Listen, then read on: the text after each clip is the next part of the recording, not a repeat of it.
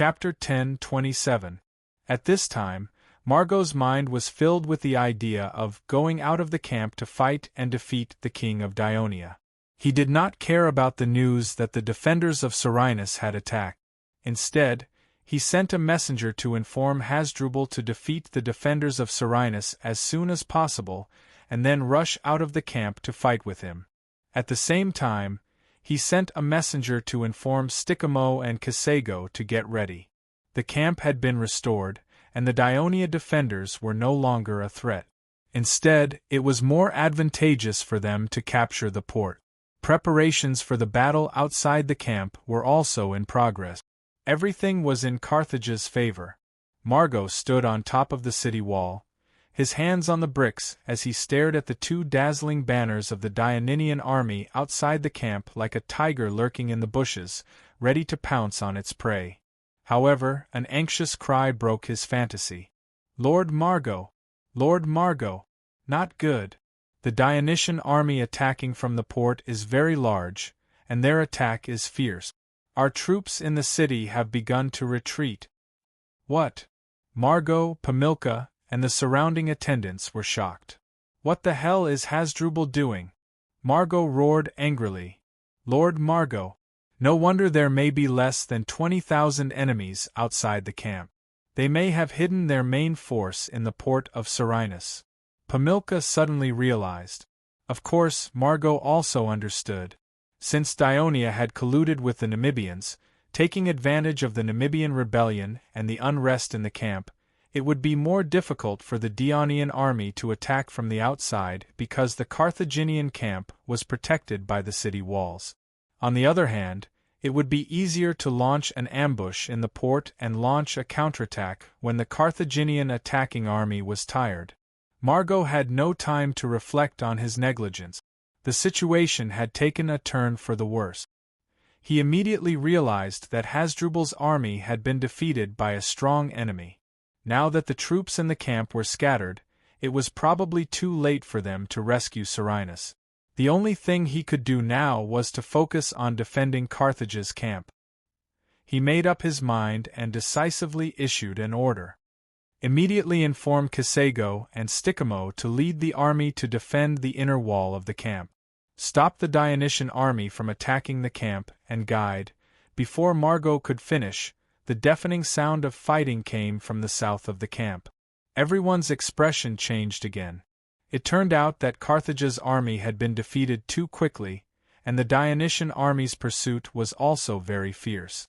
By the time Carthage's messengers rushed back to the camp and reported to Margot, Carthage's defeated troops had been driven out of the city and were running wildly toward Carthage's camp, which was only a mile away from Serenus.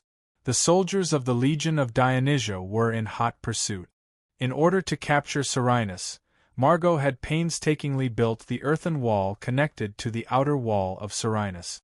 Now it was convenient for the Dionysian army. Some of the legion's soldiers rushed along the earthen wall. As Carthage's army had advanced to the inner wall of Serenus, there was no garrison at all on the inner wall of the camp, allowing the Dionysian army to easily rush into Carthage's camp from many directions. The Carthage's defeated troops and the Dionysian army soon turned the entire camp into a mess. Margot stood on the wall and looked at the soldiers who were running around in the camp. What he heard the most was, "Help! Hurry up and run! We lost!" Margot had completely lost control of the Carthage's army. For a moment, he was at a loss. At this moment, he saw another army in a more complete formation, rushing from the south. The general leading them was Kisco. He rushed to the wall and shouted, "Sir Margot, the Namibians have all rebelled. The situation is very critical. I will lead the troops to escort you. Let's quickly escape from the camp." The Namibian camp was mainly in the southeast of Carthage's camp, not far from the wall where Margot was. Kisco had led the army there, so it was not a big surprise that he could arrive in time. However, in such a chaotic situation, it was not easy to ensure that the army under his command was basically intact. Margot stood on the wall, looking around at the huge camp where the defeated soldiers were running, crying, and screaming. He remembered the ambitious vow he made a few months ago to lead 100,000 troops to land in Sicily, but in the blink of an eye, it all became a bubble. Why did it suddenly become like this? Margot was very unwilling. Finally, his eyes fell on the Dionysian army outside the camp. The flashing golden flag was so dazzling.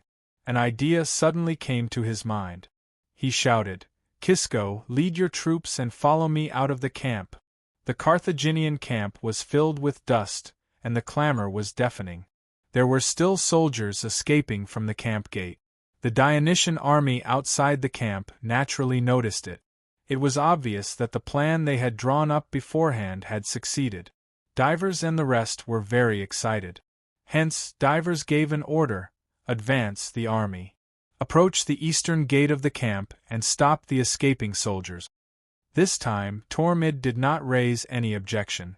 But not long after, he loudly reminded, "Your Majesty, the Carthage soldiers who have just left the camp seem to be preparing to attack us." Of course, Devers also noticed this unusual situation. The number of Carthage soldiers who had just rushed out of the camp was large. Instead of running away in panic like the other soldiers, they gathered together, faced them, and actually began to form a battle formation. "Go and call Sextus." Not long after the Devers finished speaking, Sextus, the captain of the Rome Reserve Battalion, rushed to him. "Sextus, didn't you complain that you did not let the Rome Reserve Battalion participate in this battle? Now the opportunity has come." The Devers pointed to the front and said seriously, "Do you see it? The Carthage people are preparing to attack us, and they want to make up for the failure of their camp through victory. You should be very clear that in this army, except for the Rome Reserve Battalion and the cavalry, the others are just there to make up the numbers. It seems that the other side has more people than us, but I hope that the Rome Reserve Battalion will be the main force to attack the enemy and completely destroy their illusion. Can you do it?" After hearing this, Sextus gave a strong military salute and said confidently, "Your Majesty, don't worry. Leave this battle to the Rome Reserve Battalion." The Devers immediately returned the military salute and said, "Tell my brothers that I will go with them. My safety depends on their victory." Sextus felt a great responsibility at this moment. He looked at the determined expression on the Devers's face and swallowed the words of persuasion he wanted to say. He turned around and ran to his own battalion. At the same time, the three commanders of the cavalry, Leds, Cuccio, and Acidames, also rushed to the scene. The Devers looked at them and said in a deep voice, "I know that the cavalry has not played a big role in the battle against the Carthage people so far. The next battle may be the last battle in Sicily. I hope you can revive the reputation of the Dionia cavalry." The three commanders looked at each other, their eyes burning with fighting spirit. Led said excitedly, "Your Majesty, just give the order. We will definitely let the Carthage people see the power of the Dionia cavalry." "Very good. The 1st Cavalry Legion is on the left flank of the Rome Reserve Battalion, and the 2nd and 3rd Cavalry Legions are on the right flank. After the bugle is blown, immediately launch a frontal attack on the Carthage people's front line. After defeating the enemy, continue to pursue all the defeated soldiers who escape from the Carthage camp." "Yes." After Leds and the others left, the Devers immediately told Tormid, "Send someone to inform the Namibian cavalry to immediately come and attack the rear of the Carthage army." "Your Majesty, those Namibian cavalry may not necessarily obey the order," Tormid said with some worry. The Devers smiled slightly and said confidently, "The reason why the Namibian cavalry is willing to cooperate with us to carry out today's battle plan is that they know the news that the Carthage fleet was almost wiped out. Now that the Carthage army is about to be wiped out, these smart fence-sitters will make the right choice." As they were getting closer and closer to the Carthage camp, the Rome Reserve Battalion at the front of the army had gradually changed into a checkerboard formation. In the previous Rome they had practiced this set of tactics very skillfully. The Legion of Dionysia's tactics were roughly the same, just more detailed and complicated. After repeated practice during this period, they had mastered it. Sextus rode to the forefront of the formation, raised his hand high, and attracted the attention of the soldiers. He then shouted loudly, "Brothers, after becoming a citizen of the kingdom of Dionia like me, you have seen the strength and prosperity of the kingdom, and obtained land and rights. We are all very grateful that we have made the right choice, but we also have shortcomings. Many citizens of Dionia are full of contempt for us because we were once defeated and did not make any outstanding contributions to this powerful kingdom. Yet, we enjoy the same rights as them. Now the opportunity is here. This time, we will become the main force of the battle and face the Carthage army in front of us. Show all your strength and courage, defeat them, and use victory to tell the other citizens of the kingdom that we, the people of Rome, are not weak." Roar, roar, roar. The morale of the Rome soldiers hit their long shields with short swords and let out a deafening roar. At this time, the bugle sounded. Sextus turned his horse around and waved his hand forward. "Advance!" Outside the Carthage camp, Margot, the military commander of Carthage, was also shouting to the panicking soldiers to boost their morale. "Citizens of Carthage and the Phoenician allies, we have failed in this war with Dionia. Our fleet has been destroyed, and we are trapped on Sicily. We are about to become prisoners of Dionia and become their slave. We will work in the dark mines until we die, and our homes in Africa will soon be invaded by the people of Dionia.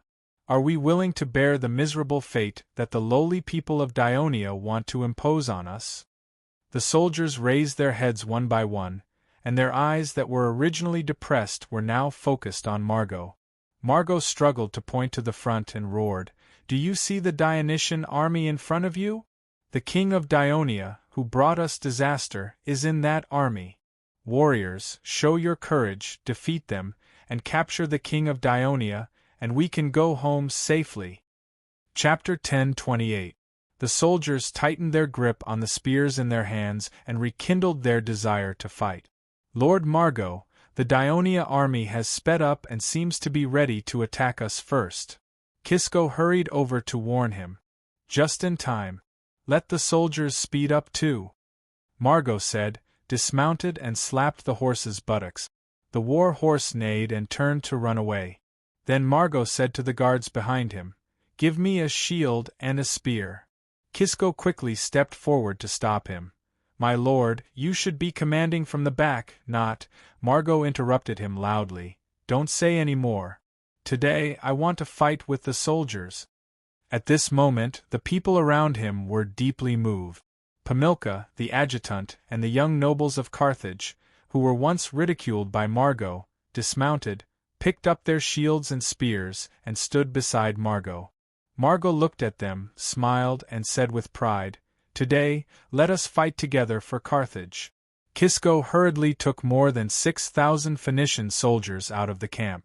In addition, when Margot learned that the Dionysian army had appeared outside the camp, he urgently asked Sticamo to transfer 4,000 Carthage militia. Due to the impact of the defeated soldiers, there were still more than 3,000 people following Margot. Carthage had nearly 10,000 soldiers who could fight, which seemed to be a lot less than the number of Dionysian army on the opposite side. Moreover, the huge cavalry that the Devers had been afraid of before was now only a few hundred cavalry. Due to the single type of troops, the formation was very fast. Margot, Pamilca, Kisco, and other generals were holding shields and spears and walking at the forefront of the formation. The soldiers naturally followed them with firm step. The terrified defeated soldiers behind them were crying and fleeing, but they could not shake their fighting spirit for the time being. On the Dionia side, the Rome Reserve Brigade was in the middle, and the Potentia and Samni reinforcements were at the rear. Both flanks were cavalry, and the Devers led more than 200 palace guards to follow behind the center of the formation. Meanwhile, the temporarily formed army of nearly 10,000 soldiers was evenly divided into two groups. They were positioned behind the two flanking cavalry, but there was a distance of 200 meters between them. After the bugle was blown, all the soldiers sped up, especially the cavalry on the two flanks. They quickly closed in on Carthage's army. Hundreds and thousands of javelins flew into Carthage's formation, and screams filled the air. This Carthage army only had a small number of light infantry, so they could not attack the Daionia cavalry from afar. The heavy infantry could only move forward quickly, trying to close the distance with the enemy and engage in close combat. But the well-trained Daionia cavalry quickly turned their horses around in order to widen the distance between them and throw their javelins. The heavy infantrymen who were running were unable to defend themselves well. Many of them were hit by the javelins, which forced them to slow down and hide behind their shields. As a result, only Carthage's army, which had not been attacked yet, continued to advance with large strides. "Prepare the javelins," the team officers shouted. It was the first time for the soldiers of Rome's reserve brigade to throw javelins in actual combat, but they were not rusty at all. The rain of javelins covered the sky. Margot only had time to shout, "Be careful and defend," and hurriedly hid behind his shield. Then he heard a shrill scream beside him. His adjutant fell on the grass. Margot's heart was burning with anger. He raised his spear, turned around and shouted, "Follow me, charge forward." He slanted his shield and rushed forward. The soldiers also roared angrily and followed closely behind. Seeing that there was not enough time to throw the second round of javelins, the soldiers of Rome's reserve brigade immediately launched a charge. Soon, the two sides collided. One side was fighting for survival, and the other side was fighting for honor. Both sides fought with all their strength from the beginning, and the battle was very fierce. A few minutes later, the Daionia cavalry finished throwing javelins and galloped to the outside. The Carthage's army on both flanks abandoned hundreds of injured and wailing soldiers and resumed their forward speed. Soon, they began to fight with the Dionysian army. Most of these temporary Daionia soldiers were citizens who were about to become citizens or free people who aspired to become citizens of Daionia. Although they lacked military training and the fighting skills of the heavy infantrymen, their desire to win was no less than the Rome soldiers. As long as they were rewarded for their meritorious service, they would take a big step closer to becoming a real citizen of the kingdom of Daionia. Therefore, they fought very bravely. In addition, there were many of them. The Carthage's army on both flanks had just been hit by the javelins of the cavalry. Their morale had dropped, so the recruits of Daionia actually had the upper hand at the beginning of the battle. At this time, the Daionia cavalry quickly adjusted their formation and assisted the recruits to launch a direct attack on the flank. They lined up in a long single-file formation, straightened their spears, accelerated their horses, and swept past the rear of the Carthage's army on both flanks. When the enemy used a round shield to block the spear, the cavalryman would quickly let go of the spear in his hand. At the same time, he would hold the horse's neck tightly with his other hand to prevent the recoil from causing him to fall off his horse. Even though the soldiers of Carthage's army used the round shield to block the spear of the Daionia cavalry, the powerful impact caused him to stagger. His arms were sore, and he could not even hold on to the round shield. The next second spear could easily pierce his body. The attacks of the Daionia cavalry were continuous. It was like peeling an apple with a dagger. It did not look fierce, but it was lethal.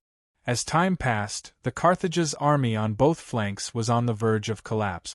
The morale of the soldiers plummeted, and they began to flee. The middle was still in a stalemate. Margot felt exhausted after fighting for so long. He panted and looked at the enemy in front of him. Their faces were different from those of the Greeks, but they were familiar to him. At the same time, he was puzzled and angry. Rome? They turned out to be Rome's people. Carthage was involved in this war to help Rome, but these former allies were blocking his way at this time. They wanted to take away his only hope of winning. Did they forget that it was Daionia who destroyed Rome? How could they become the lackeys of Daionia? Margot roared and gathered his strength again.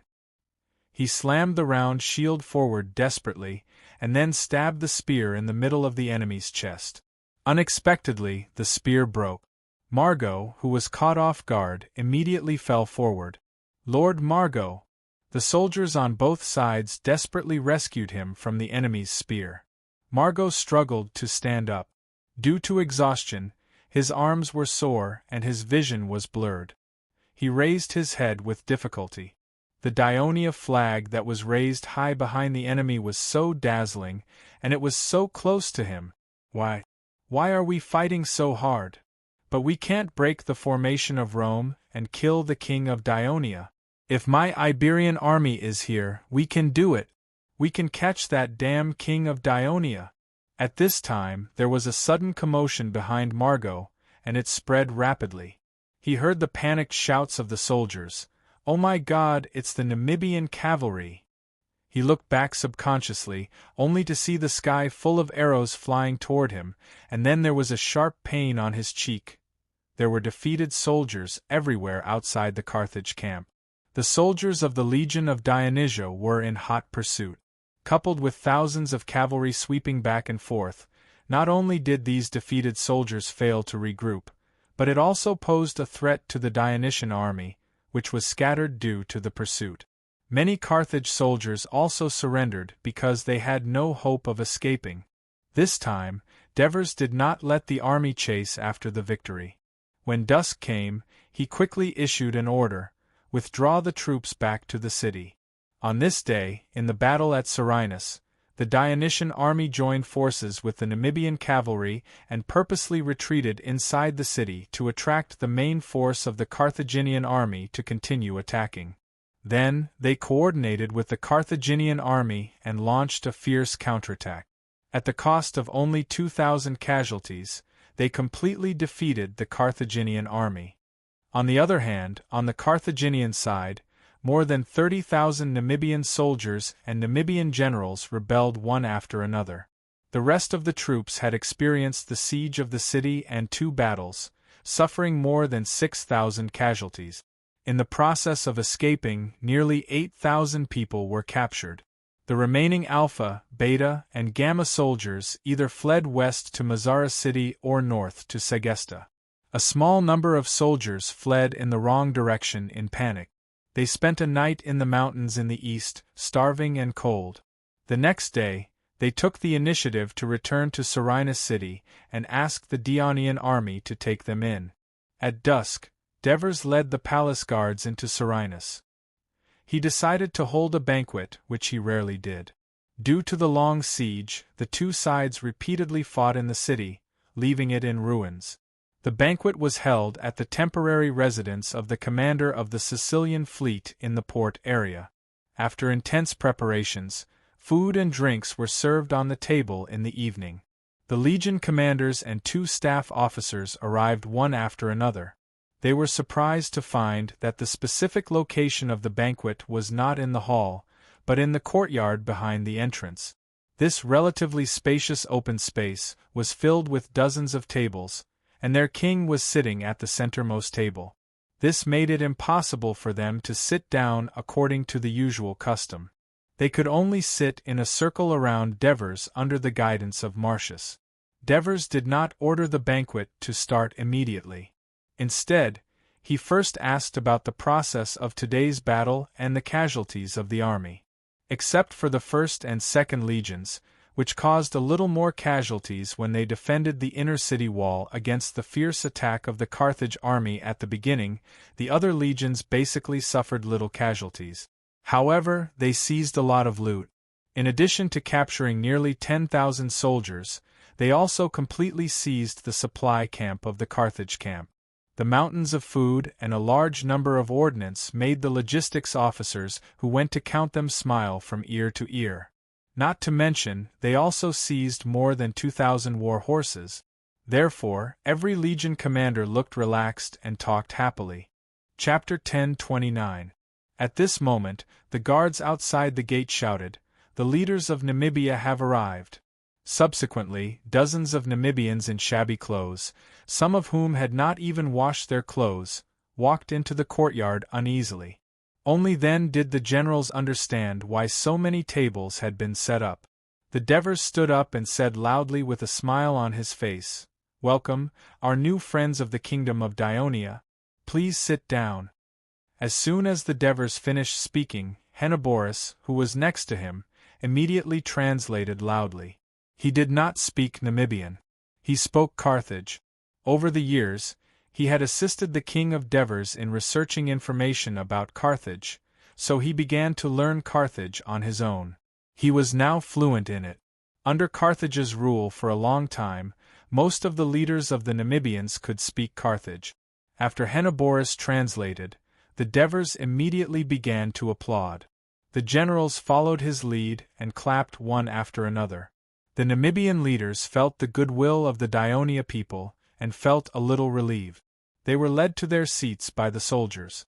After seeing everyone sit down, the Devers picked up a glass of wine and said loudly, "Today is a day worth celebrating. Under the excellent command of our generals, the heroic battle of our soldiers, and the cooperation of our new Namibian friends, we have completely defeated the Carthage army. From now on, we will no longer defend, but attack. An attack. So, for this glorious victory, let us toast. Cheers. Cheers." All the generals were excited and raised their glasses high. Even Matonis and Olivers knocked on the table with their hands and cheered loudly. After listening to Henoboris's translation, the Namibian leaders also raised their glasses. Everyone drank in one gulp. The Devers immediately refilled their glasses and said, "This second toast is to our new friends of Namibia. In the past, Dionia and Namibia were strangers to each other due to the distance between them. Before this war, both sides had fought each other many times. Of course, you were forced to do so by Carthage's people. However, there's an old saying in the East that goes, 'No discord, no concord.' You and I, who were forced to be involved in this war, have come together in the end. In the past, we had never worked together, but you trusted us unconditionally. You took great risks and successfully executed the plan in today's battle, making our victory easier and fewer casualties. I thank you on behalf of all the soldiers of Dionia. In the name of Hades, I promise you that my promise to you will not change. Dionia wants to be a long-term ally of Namibia. Let's drink to that." After hearing this, the Namibian leaders were finally relieved. They held their wine glasses excitedly, stood up, and said in a trembling voice, "Good, good." They gulped down their wine. The Devers then picked up another glass of wine and said seriously, "Although we have won a great victory this time, Carthage is still a powerful city-state. Whether it's us, Dionia, or Namibia, don't let down your guard. We should continue to strengthen our cooperation, continue to launch attacks, and completely defeat the people of Carthage. Only then can we ensure the safety of Dionia and prevent the freedom of the Namibians from being taken away. For this, let's drink to that." Everyone in the meeting raised their glasses and drank in one gulp. The Devers could not help but burp. He wiped the foam from the corner of his mouth, looked around at the crowd, and said with a smile, "Today is a joyous day. I wanted to toast a few more glasses of wine, but I'm afraid that you'll criticize me and say, 'I've been fighting for a day and I'm starving. How can I just drink until I'm full?' So, from now on, you can eat as much as you want. Due to the lack of time and limited conditions, the dishes are not very plentiful. However, with Carthage as our military rations, we won't limit it tonight." The generals understood the mockery in the Devers' words and laughed. When Henipolis was translating, he was worried that the Namibians would not understand, so he added his own explanation, which made the Namibians laugh. In order to let the Namibians relax, the Devers specifically told Henipolis in advance, "Do not add water when preparing the wine." That was why the Tulii wine tasted very sweet and delicious in their mouth. However, after drinking 3 large glasses of wine on an empty stomach, many of them were already a little tipsy. Their previous restraint and nervousness were gradually forgotten. In addition, they were really hungry. One by one, they grabbed the food on the table and gulped it down. The courtyard was filled with chewing sounds, and the atmosphere began to warm up. Although the Devers was a little hungry, he was over 40 years old and had been paying more attention to taking care of his body in recent years. He had been chewing slowly. After a while, a Namibian stood up, and with the help of the alcohol, he said loudly in the Carthage language, "Oh, Honorable King of Dionia, we believe in your promise to us, to let us Namibians regain our independence. But we have completely betrayed the Carthage people. They must hate us very much, and the greedy Carthage people have always coveted our land. Even if we chose to retreat because of our defeat this time, the Namibian tribes are still very weak compared to the Carthage. When the Carthage recovers from their defeat, they will definitely retaliate against us double. When that time comes, what can Dionia do for us?" His words resonated with some of the Namibian leaders, and they all agreed. After listening to Hippolytus's translation, the Devers did not answer immediately. Instead, he asked, "Are you from East Namibia or West Namibia?" "I'm from the Sarmu tribe in East Namibia. I'm the son of the chief, Krieg." The Devers nodded. The Namibians he had asked Hippolytus and Tormid to invite to the banquet this time were either tribal leaders in West Namibia or influential figures in East Namibia.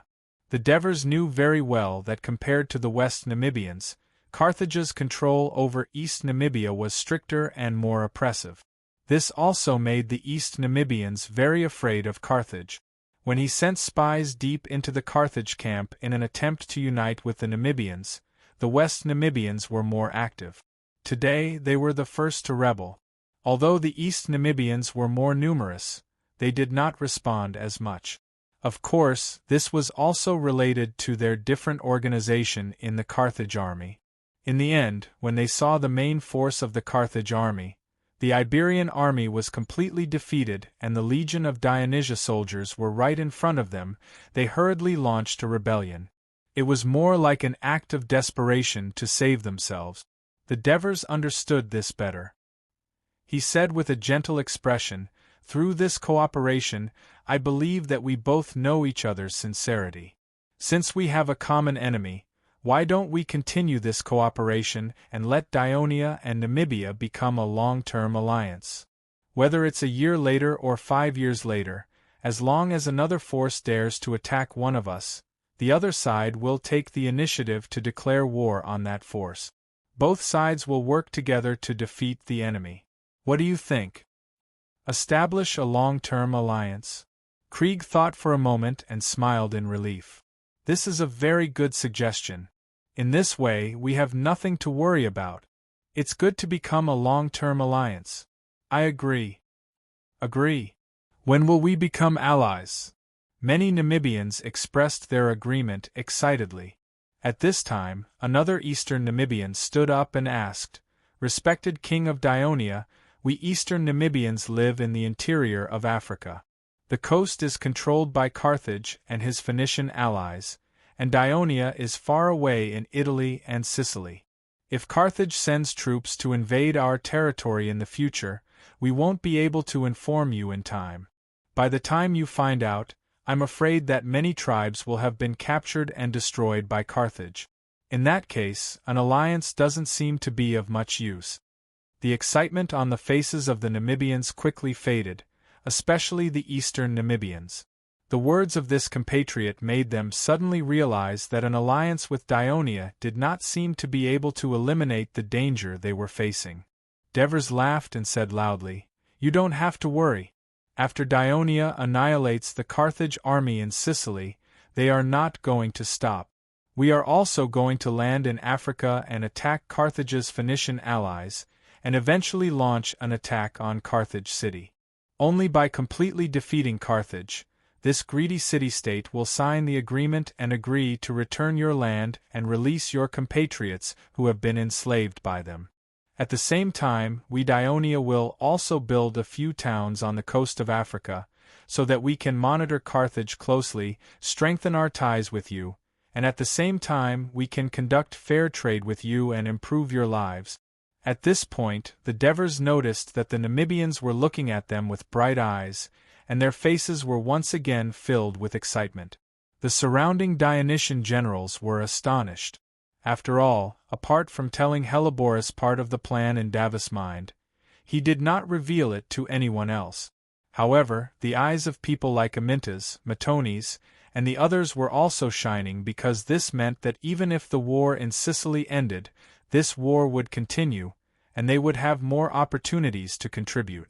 The Devers then said, "Of course, our Dionysian army is completely unfamiliar with Africa, so we still need the full assistance of Namibia. Let's work together and finally force Carthage to surrender." Chapter 10:30. That's great. We're very willing to join forces with Dionia to attack Carthage city. Almost all the Namibians were overjoyed. The words of the Devers had completely dispelled their doubts. One after another, they expressed their willingness to form an alliance with Delnia. At this moment, a voice suddenly rang out, "Dear King Devers, I'm Tynum, the leader of the Asali tribe of West Numia. I have a question. Dionia is a kingdom, but our Namibia is not only divided into two parts, east and west, but each is composed of many tribes. Each tribe has different interests. Once we form an alliance with Dionia, if a war breaks out between the tribes, who will Dionia, as an ally, choose to help?" The Devers looked at the lanky Namibian leader with a gloomy gaze. He was not unfamiliar with the name. He immediately said sincerely, "Leader Tynum, I've heard that you played a great role in bravely resisting the army of Carthage this time. I'm very grateful for this, and I won't forget the contribution of your tribe." The Devers looked straight at him. Although he did not explicitly say that the promise would not be changed, he believed that he could understand the meaning behind the word. Sure enough, a smile appeared on Tynum's face. He bowed slightly in return. "The question you just raised is very good. What I want to emphasize to you is that the alliance between Dionia and East and West Namibia is not like the alliance between Carthage and the Phoenician city-states. I'm sure you all know that the other Phoenician city-states must obey the orders of Carthage. What I hope to establish is an equal alliance. Every tribe in Namibia, big or small, strong or weak, is equal to Dionia. Therefore, you can rest assured that Dionia will respect each of your tribes according to the covenant and will not interfere in your internal affairs. Of course, if there is an internal conflict and you take the initiative to ask for help from Dionia, we will try our best to mediate for you. However, we will never be biased towards one side, nor will we provide supplies or send troops, so you can rest assured. As far as I know, you Namibians are a relatively united race. There are basically no major conflicts between tribes." Devers praised the unity of the Namibian tribes and the lack of conflict. This was only the surface truth, but the underlying reason was that the East Namibian tribes were struggling to cope with Carthage's relentless advance. With survival being a problem, they did not have the energy to pursue the development of the tribes. As for the West Namibian tribes, Carthage's control over them was also relatively tight. As the leader of the alliance, it vigorously attacked and weakened the ambitious tribes who dared to initiate conflicts. For example, the Masalai tribe had learned a few lessons and had no choice but to follow the rules. As a result, many tribes in the Namibian region huddled together for a long period of time. Not only did they maintain peace, but they also maintained good relations. However, the shrewd Devers would never mention that when the threat of Carthage was eliminated in the future, whether the Namibian tribes could still maintain such peace. However, most of the Namibians did not have a long-term vision and did not think deeply. Instead, after listening to the Devers, they nodded repeatedly, their faces filled with pride. Now they were very satisfied with the Devers' answer, dispelling their doubts and worries, leaving only one thought: Dionia was indeed different from Carthage. It would become the strongest ally that the Namibians could rely on.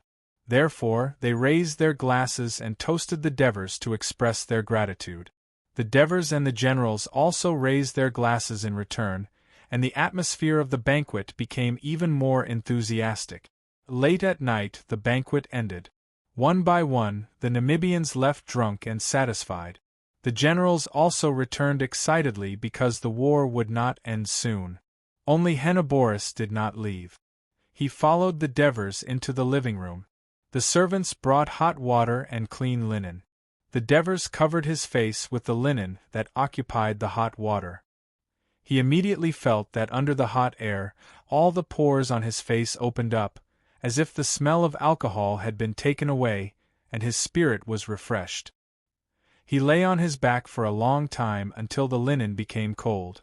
Only then did he get up and take it off. Seeing that Henoboris was still sitting quietly next to him, he asked with some surprise, "Henny, is there anything else?" "Your Majesty." Henoboris bowed and asked softly, "We have completely defeated the army of Carthage. You also said at the banquet tonight that we are going to land in Africa and attack Carthage city.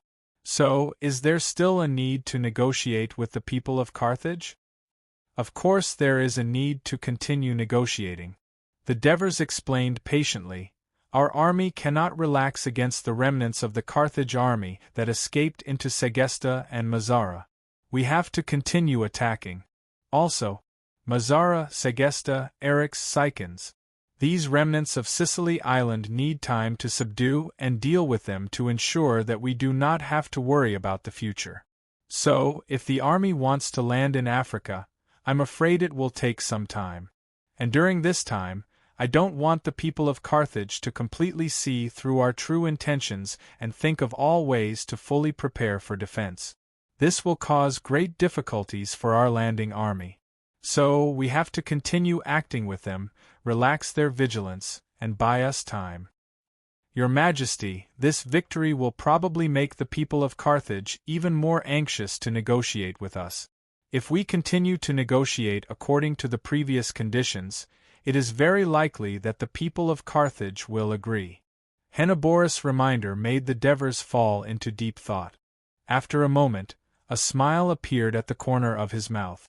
"Henny, you are right. Since we have obtained a new major victory, it is natural to ask for more benefit. Who asked the envoy of Carthage to not agree to the conditions we proposed earlier?" "Yes, in the last negotiation, I also specifically reminded the envoy called Ochradon." Henoboris also had a smirk on his face.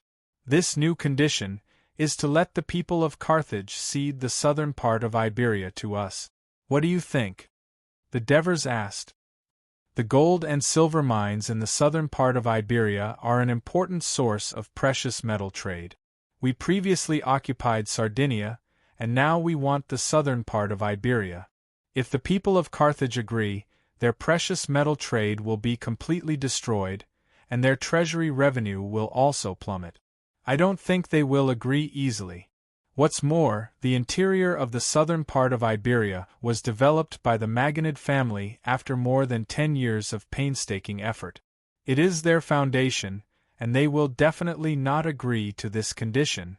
This way, we can bargain with the people of Carthage and achieve the goal of stalling for time. Henoboris seriously analyzed. Yes. In Carthage, the enmity between the Maganid faction and the Hanoverian faction is very deep, and there are many contradictions. It is precisely because they are hindering each other in the war that we have created a lot of conditions for victory. Divers said with a sigh. There were some words that he did not say out loud, but hid in his heart. The Devers remembered that in the history of his previous life, after the First Punic War, Carthage ceded Sicily to Rome.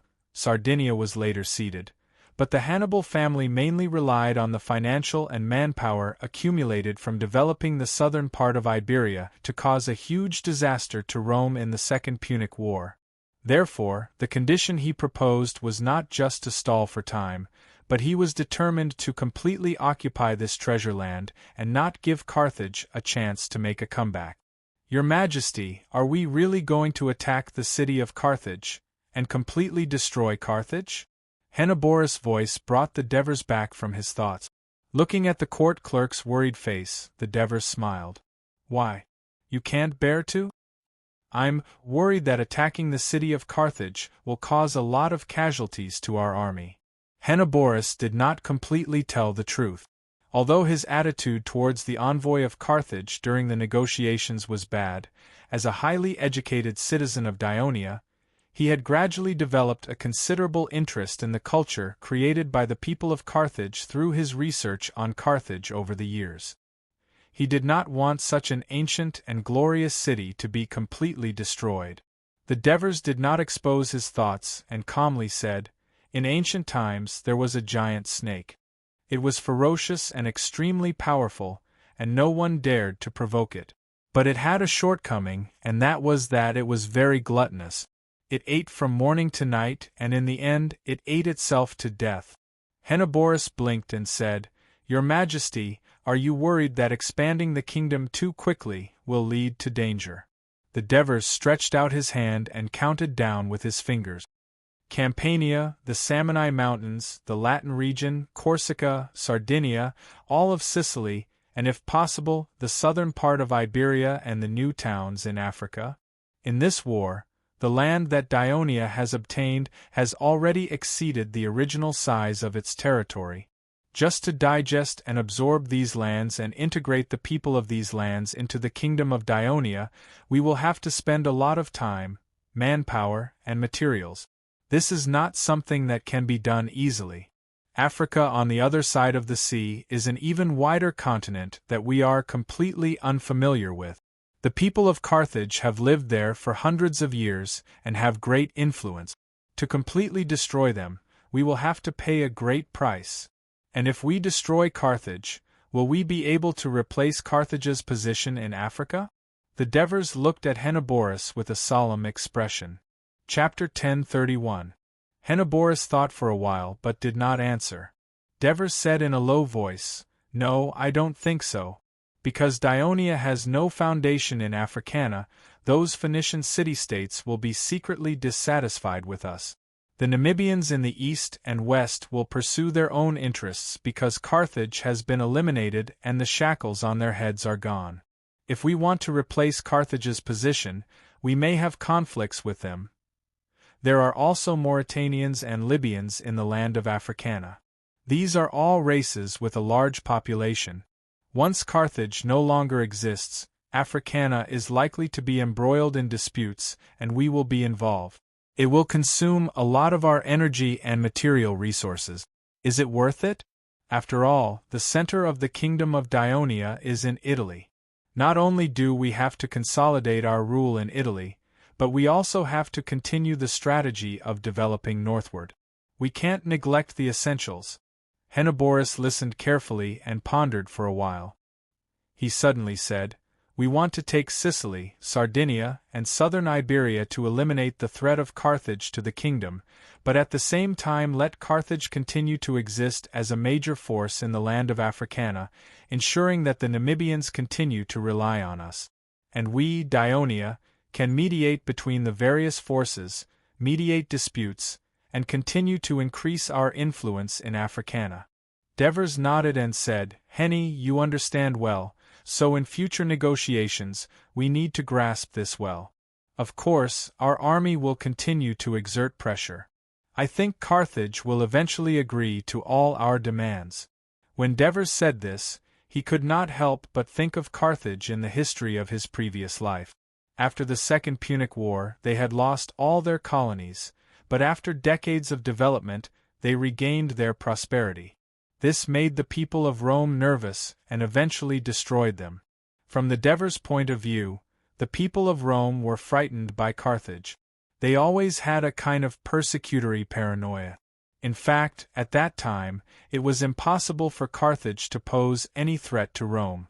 When the people of Rome got angry, Carthage immediately sent out a large number of hostages. Today, Dionia did not have the fear of Rome. They had destroyed Rome and defeated Carthage in one battle. They were even more confident and powerful. Dionia was not afraid of Carthage even if they were only competing in terms of trade. Even after Rome won the Punic War and became the overlord of the western Mediterranean Sea, it was still a city-state that mainly focused on agriculture and was not very developed in trade and commerce. However, under his guidance, Dionia had already developed both agriculture and commerce. After acquiring the colonies of Carthage, the trade and commerce of the entire kingdom would only grow faster. 2 days after the victory at Serenus, the Dionysian army mainly stayed in the city of Serenus and the original Carthage camp to rest and reorganize. The Devers did not send troops to besiege the remnants of the army. They only ordered the 2 fleets to no longer patrol the waters of Carthage. Instead, they focused on sealing off the ports of Mazara and Erech. At the same time, they also sent Dionia cavalry to patrol around the 2 towns and report back immediately if they found any abnormalities. The Devers believed that there were more than 10,000 remnants of Carthage's army hiding in these 2 towns. Without food supplies, it would be difficult for the people of these 2 towns to provide for them. Besides, the army led by Prososus had wantonly destroyed the farmlands in the western region, causing a sharp decline in the wheat harvest of these towns. It was hard to say whether the 2 towns could survive the winter, so how could they have any surplus food to support the remnants of the army? It would not be long before these 2 cities fell into chaos because of the food problem. In these 2 short days, there were no major movements in Mazara and Segesta. Instead, the leaders of the Sicans came to Serenus together. The Sicans who lived adjacent to Segesta were the first to receive the news that the Carthage army had been defeated. When they saw the once arrogant Carthage soldiers fleeing into Segesta in panic, they were shocked to the core. In addition, hundreds and thousands of Dionia cavalry and Namibian cavalry appeared at the edge of the Sicans' territory from time to time, scaring the weak mountain race of the Sicans. They quickly decided to surrender to Dionia. They even captured the leader of the Sicans' Tannic tribe, Arcones, and his cronies. They begged for forgiveness from the Dionia. Divers accepted their surrender and comforted them with gentle words that put the leader of the Sicais at ease. But then, in front of them, the Devers ordered their men to take Arcones and his cronies into custody and announced that they would be escorted to Mount Sicor, where all the tribes who had been attacked by the Carthage army and lost their territories and people would be publicly judged and executed.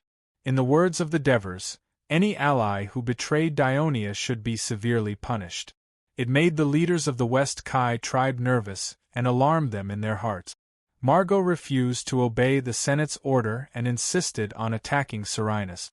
This caused the anger of the other elders, except for the Magonid faction.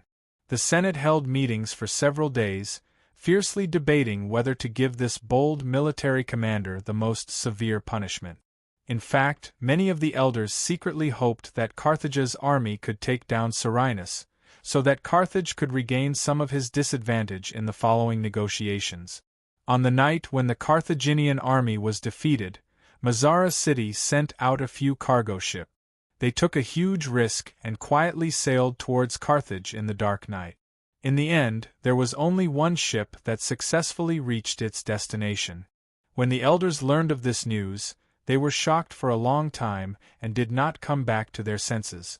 Previously, the navy was almost completely annihilated, and now, the army suffered a crushing defeat. The defeat of both Carthage's army and navy made the elders grieve, completely destroying any remaining arrogance in their hearts. In order to save the remaining army trapped in Sicily and the large number of soldiers captured by Dionia, the Senate held an emergency meeting. Unlike the usual debates in the meeting hall, the Magonid senators had heard from Mazara's messenger that although Hasdrubal had fortunately escaped to the city of Mazara, there was no news of Margot. Therefore, they were eager to restart the negotiations immediately and try their best to agree to the terms proposed by the Dienians, so that a truce could be reached as soon as possible. But under such difficult conditions, negotiations with Dionia would definitely face more difficulties. Therefore, the elders actively discussed where they should make concessions, where they should insist, and what new demands Dionia might put forward. After spending 2 days, they finally came up with a more complete diplomatic negotiation plan.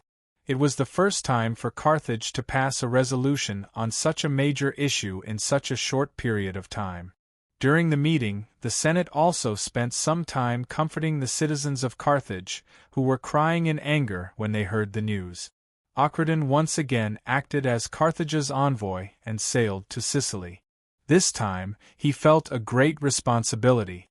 After entering the western seas of Sicily, Acradon prepared to enter the city of Mazara and meet with Hasdrubal. He wanted to know more about the situation so that he could be prepared. Unexpectedly, when the ship approached Mazara, it was intercepted by Daionia warships. After learning that Acradon was Carthage's envoy, they did not allow him to enter the port of Mazara.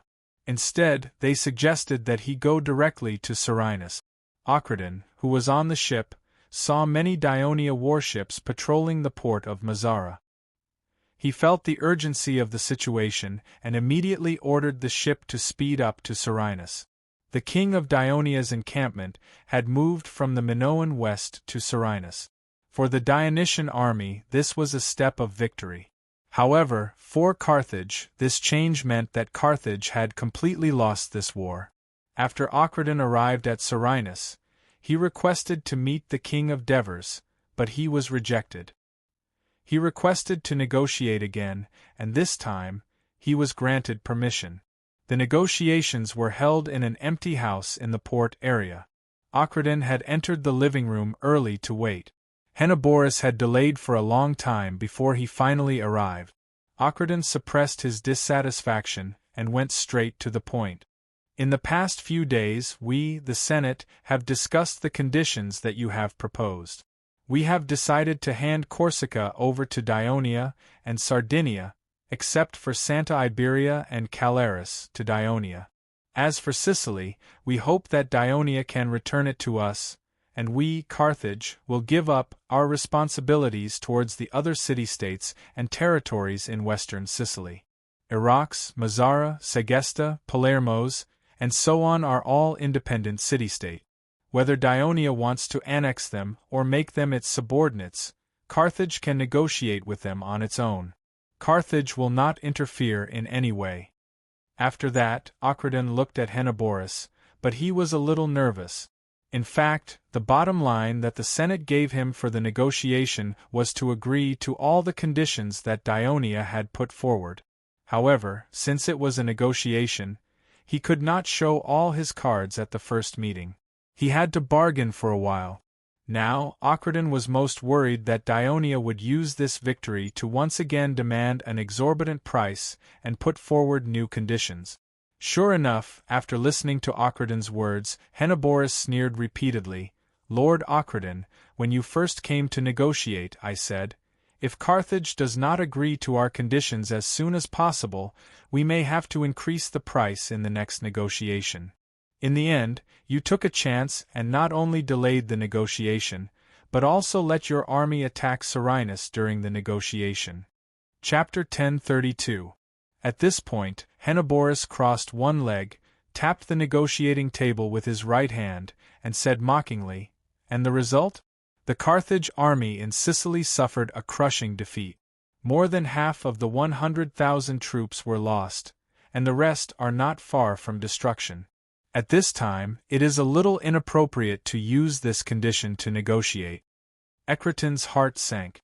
Henoboris straightened his face and said coldly, "Because the main force of the fierce attack on Serenus this time is the Iberian army, His Majesty is worried that even if the two countries reach a peace agreement, the southern part of Iberia ruled by the Maganid family will become the biggest threat to the peace between the two countries. Therefore, we have added 2 more conditions to the original negotiation." Henoboris stretched out a finger and said loudly, "First, the entire southern part of Iberia, the Carthage colony, will be handed over to Daionia." He then stretched out a second finger. "Second, Carthage must return all the land occupied by Namibia and grant independence to the Namibians. They must no longer invade the territory of the Namibians and interfere in the internal affairs of their tribes." When Acraton heard this, his expression changed drastically. He did not expect the demands of Daionia to be so greedy and fierce. It had far exceeded the imagination of the Senate. Agreeing to the conditions of Daionia would undoubtedly shake the foundation of the Carthage people. He did not dare to negotiate these 2 new conditions without authorization. This trip was in vain again. Master Publius Turii is almost here. The Roman agricultural official, Tibullus, pointed to the front and said to the former great noble of Rome, now the newly promoted senator of Dionia, Publius Manlius, who was already panting a little from exhaustion. In fact, there was no need for his reminder. Through Publius' own observation, he had already felt that Turii was not far ahead. As the road became wider and smoother, the number of pedestrians increased sharply. Many of them were farmers carrying farm tools and covered in mud. The houses on both sides of the road became denser and taller. Sir Publius, there are still 4 or 5 miles from here to the inner city of Tulii. You'd better get on your horse first and save some strength. You can come down when you reach the inner city gate. Tiberius kindly advised when he saw Publius gasping for breath. 4 or 5 miles? Publius was a little surprised. Looking at the density of the houses on both sides of the road and the bustling crowd, it was not much compared to the inner city of some Latin city-states. It was actually so far away from the real inner city of Turii. How huge was this central city of the kingdom of Dionia? Publius had always thought that the city of Rome was the largest city-state in this land. Now that he looked ahead in disappointment, he suddenly felt his own insignificance. This strengthened his previous insistence. I don't need to ride a horse. I can walk, and I can take my time to enjoy the scenery of Turii. After passing by the Turii barracks, he heard the officials of Rome who came back with him talking about that except for special duties such as cavalrymen, horses were generally not allowed in the inner city of Turii. Although it was allowed in the outer city, strangers would be questioned and reminded by the patrols. The main reason was that they were worried about hurting pedestrians. Publius, who had just arrived, quickly dismounted and walked in order to keep a low profile. At that time, he also used similar words to explain. Tibullus could more or less guess what he was thinking, so he did not persuade him any more. Tibullus? Suddenly, a shout came from behind him. Tibullus looked back and saw a young man dressed like a farmer striding towards him. He said excitedly, "Looking at your back, it looks like you. We were worried about you when we heard that you volunteered to go to Latin. Look at you now, you must be very tired in Rome. Are you on vacation this time? Or is it official business?" "Official business," Tibullus said simply. He then turned around and introduced, "This is the new senator of the kingdom, Lord Publius from Rome." The young man looked at him curiously. He was a little hesitant, then he moved closer to Tibullus' ear and whispered, "Can he understand what we're saying?" "Lord Publius is very fluent in Greek," Tibullus said loudly. He then introduced to Publius, "This is my former colleague, Assicarus, the agriculture officer of Demo in the northern outer city of Turii." Publius immediately smiled and nodded in greeting. "Nice to meet you, agriculture officer Assicarus." Assicarus was slightly embarrassed. He quickly squeezed out a smile, stepped forward, and bowed. "Lord Publius, welcome to Turii. Tibullus and I are not just colleagues. We've been neighbors since we were young. We studied together in Turii school, passed the exams together, and happened to be assigned to the agriculture department together. Do you think this is the blessing of Hades? Our friendship is very good," Assicarus said as he put his arm on Tibullus' shoulder and patted him excitedly. Although Publius did not quite understand what Assicarus said about Turii school and exams, he still nodded politely. Tibullus pushed his hand away and scolded, "Your hands are dirty and you're rubbing them on me." Assicarus immediately put on an angry expression. "Tibullus, you've been in Latin for a while, and you're starting to dislike us agriculture officers. So what if I'm dirty? This is the proof of my hard work in guiding the people of Turii to complete the spring sowing." Although he knew his good friend's lively character, his words still attracted Tibullus' attention. He could not help but ask, "How's this year's spring sowing going?" "Of course, it's not going well." Assicarus shrugged and sighed helplessly. You should have felt it when you were in Latin. The war has lasted for such a long time, and the scale is so large. Our Turii region has lost more than 40,000 young and strong citizens, and those who returned are all wounded.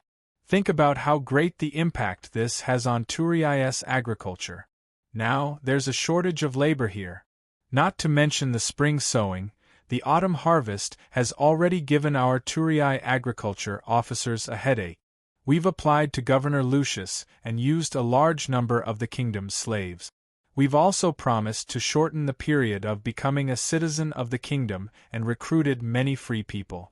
The war between Sparta and the Thebes and Athens is getting more and more intense, causing the people of Greece to start migrating to the kingdom of Dionia under the guidance of some people. Under our supervision, we finally completed the autumn harvest in Turii. But before we could take a breather, it's time for the spring sowing. Fortunately, this time, Asicurus looked at Publius and deliberately lowered his voice. He said to Tibullus, "Turii has gained another batch of slaves from Latin and Syracuse. Originally, they were all going to be sent to Sardinia, but we Turii intercepted some of them. These slaves are good at taking care of the fields. Coupled with the enemies from Greece captured in Apria, Turii can ensure that there's no shortage of labor, and we can also provide help to the surrounding areas. However, it's very tiring to supervise the labor of so many slaves. Do you know why I have so much dirt on me? That's because I often have to go to the fields to personally demonstrate and teach them. If you had come to the outskirts of Turii earlier today, you would have seen hundreds of reserve soldiers and cavalry patrolling the villages and fields to prevent these slaves from escaping or other accidents. It's quite a spectacular scene." Although Asicurus mentioned the slaves of Rome, which made Publius feel a little awkward, he listened very carefully and learned a lot about Dionia. After listening, Tibullus said with some worry, "Always using the slaves of the kingdom to solve the problem of labor shortage is not a solution in the long run. Of course, this is only temporary." Asicurus immediately took over the conversation and said in a low voice, pretending to be mysterious, "Last night, a fast ship from the south docked at the port, and a messenger sped into the inner city of the Senate. This morning, I received insider news. After our navy completely defeated the Carthage fleet in the waters of the Carthage a few days ago, His Majesty the Devers led the main army to completely defeat the 100,000 troops of Carthage at Serenus. The Carthage people have suffered repeated defeat. I'm afraid this war will end soon." Hearing this, Publius was shocked. The ally of Rome, known as the wealthiest and most powerful city-state in the western Mediterranean, Carthage, was defeated so quickly? Tibullus asked what he wanted to ask. "Is what you said true?" "Of course, the news is absolutely reliable." Asicurus said with certainty, however, "The Senate did not announce this good news to the public today. I guess this good news may be announced at the Kingdom Assembly tomorrow. By the way, Sir Publius, are you also here to participate in the Kingdom Assembly?" "Ah yes." Publius came back to his senses. "Hey you guys!" Suddenly, a shout came from the front. Publius looked over, thinking that the soldiers of Rome had come to Turii. He saw a group of patrolling soldiers in red helmets and red armor walking straight toward them. The patrolling soldiers were originally black helmets and black armor, but in recent years, they had changed to red helmets and red armor, mainly to distinguish them from the legions of the kingdom. At the same time, the red color was more eye-catching, making it easier to carry out official duties in a city with a large population. The leading officer looked at the group of people and the horses behind them suspiciously, then said with a serious expression, "Don't you see that there are a lot of pedestrians? You are still blocking the middle of the road and blocking the traffic. Hurry up and go." Chapter 1033. Tibullus quickly said, "We're leaving right away." "Right away? Wait, where did you come from? What are you doing in Turii?" Under the stern gaze of the patrol officer, Tibullus quickly took out the official document issued by the Rome City Hall and handed it over. After reading the official document, the inspector was very surprised. "You are officials of Rome, here to attend the Kingdom Assembly?" "That's right. The Governor of Rome, His Excellency assists, originally did not plan to attend the assembly because he was busy. However, considering that the Senate and the councilors of the towns might be eager to know the details of Rome and the Latin region, he sent me to attend the assembly in his place. At the same time, the new senator, His Excellency Publius, also attended the assembly on behalf of Rome. Since this decision was made a little late and the journey was long, I only arrived in Thurii today." After Tibullus finished speaking, the inspector hurriedly hit his left chest with his right fist, saluted, and said solemnly, "Sirs, I'm really sorry. Now is the time of war. In order to ensure the safety of the assembly, the Senate has asked us to strictly interrogate any outsiders who enter Thurii during this period, so we had no choice but to delay your time. This is your duty. We should cooperate," Tibullus said indifferently. "You, Tibullus!" Issachus pointed at him in surprise and dissatisfaction. He shouted, "You can attend the Kingdom Assembly, and you still hid it from me." Tibullus explained embarrassedly, "His Excellency assists is too busy to attend the assembly. The officials of the other departments also have a lot of work to do. Only the Ministry of Agriculture of Rome has assigned the land, and the people there are very cooperative. The spring sowing is also going well.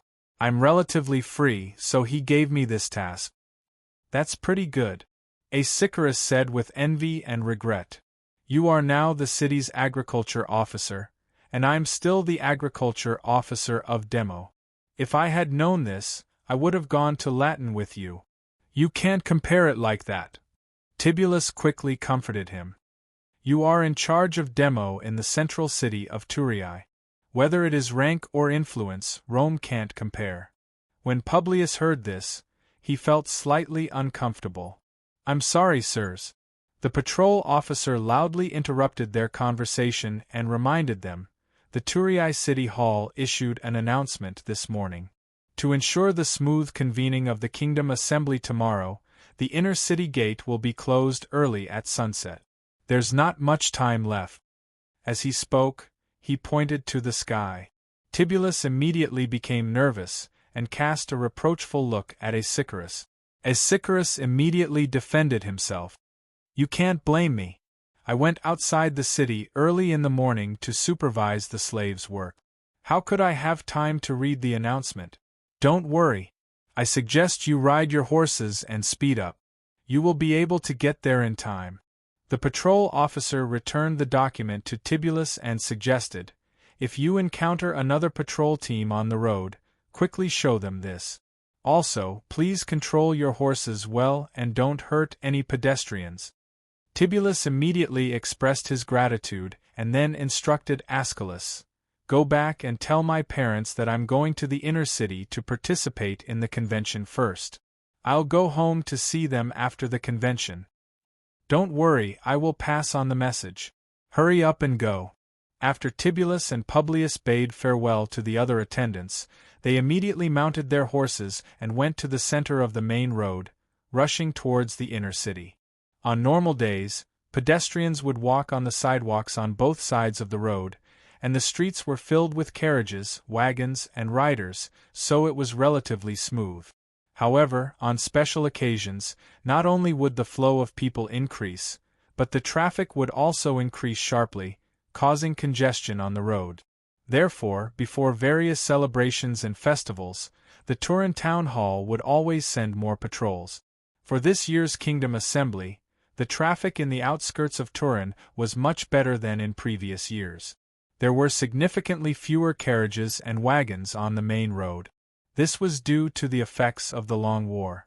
If not for the continuous news of victory, the increasing confidence of the kingdom's people and merchants, and the rapid recovery of the vitality of the trade market, Publius and the others would have seen a bleak scene. Publius and the others finally arrived at the west gate of the inner city before sunset. After the city guard checked the official document, he let the two enter the inner city. As they passed through the outskirts, Publius had a rough look due to the lack of time, but it also left a deep impression on him. Although the city of Turin was large and had a lot of people, the streets were relatively clean and tidy, and the various buildings and residences were planned in an orderly manner. The previous city of Rome could not be compared at all.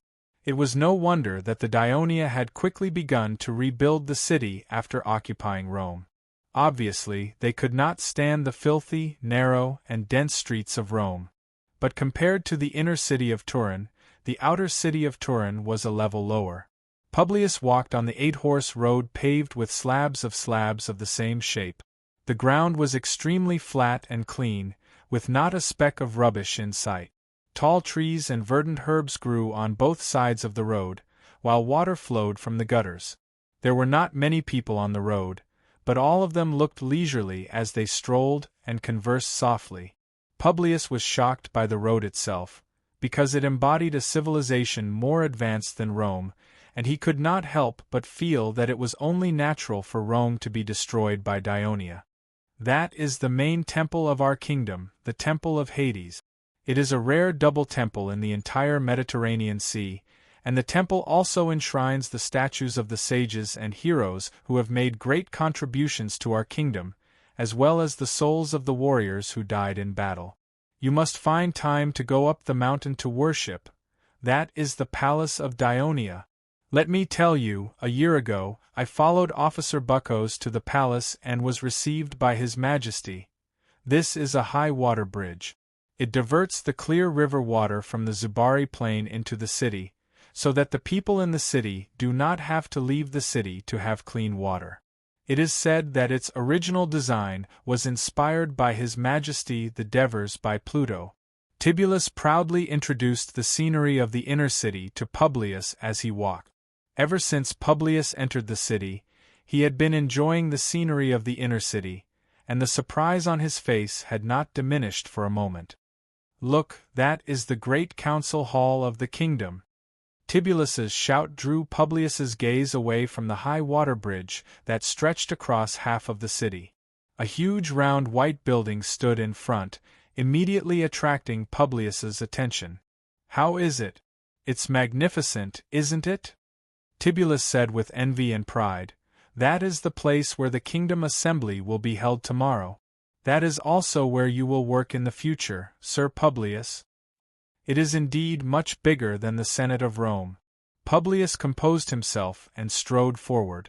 Although the sky was already dark, the door of the great council hall was still open, and candles were lit. After the two of them identified themselves to the guard at the side door, the guard led them to the duty room in the middle hall. Seeing the person who was writing on the wooden table, Tibullus hurriedly stepped forward and saluted. Dear Sir Antares, the agricultural officer of Rome, Tibullus pays his respects to you. A few days ago, the Senate had received news from a messenger from Rome, so Antares stood up and looked at the two people in front of him.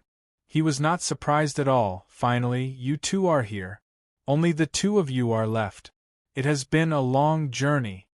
After that, he looked at Publius and said with a smile, You must be Senator Publius from Rome. It is a pleasure to meet you. My name is Antares, and I am one of the 5 rotating presidents of the Senate of Daionia. Publius learned a lot about the politics of the kingdom of Daionia from Tibullus along the way, so he roughly knew what the position of the rotating president of the Senate meant. He hurriedly bowed and said, Greetings, Sir Antares.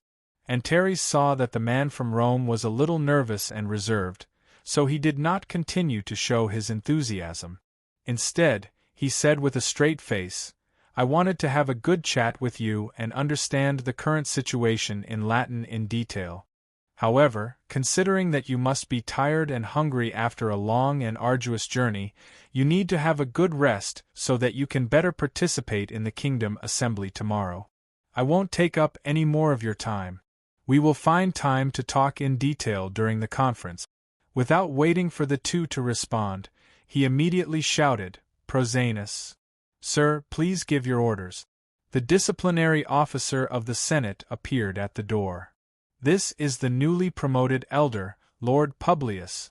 This is the agricultural officer of Rome, Tibulus, who is representing Sir assists to participate in the Kingdom Conference. Bring them to the Royal State Guesthouse and arrange everything for them. All right. Lord Publius, we really welcome you to Tulii. This, Antares pointed his finger upwards and said sincerely, will be your new home. I hope we can work well together in the future. Sir Antares, Tulii is a beautiful and magnificent city. I have fallen in love with it, Publius said solemnly and bowed to Antares. On the way across the Victory Square to the Royal State Guesthouse, the disciplinary officer, Prosanus, also introduced to Publius the place where Hades performed the miracle, the Turi spring pool. After listening to this magical story, Publius even took some time to walk around the pool. The Royal State Guesthouse was a hotel funded by the Kingdom of Dionia. As the name suggested, it was used to receive guests from the kingdom, such as envoys or VIPs from other countries. Chapter 1034. The Kingdom Guesthouse was a hotel funded and built by the Kingdom of Dionia. As the name suggested, it was used to receive guests from the kingdom, such as envoys or VIPs from other countries. However, at this time, the Kingdom Guesthouse was mainly used to receive the counselors and civil guards from various towns who came to participate in the kingdom's General Assembly. It was a large number, and the original building alone could not accommodate so many people. Therefore, the Senate specifically recommended in the announcement sent to all towns that the participants of the General Assembly who had relatives or friends in Turin should try to stay in their homes.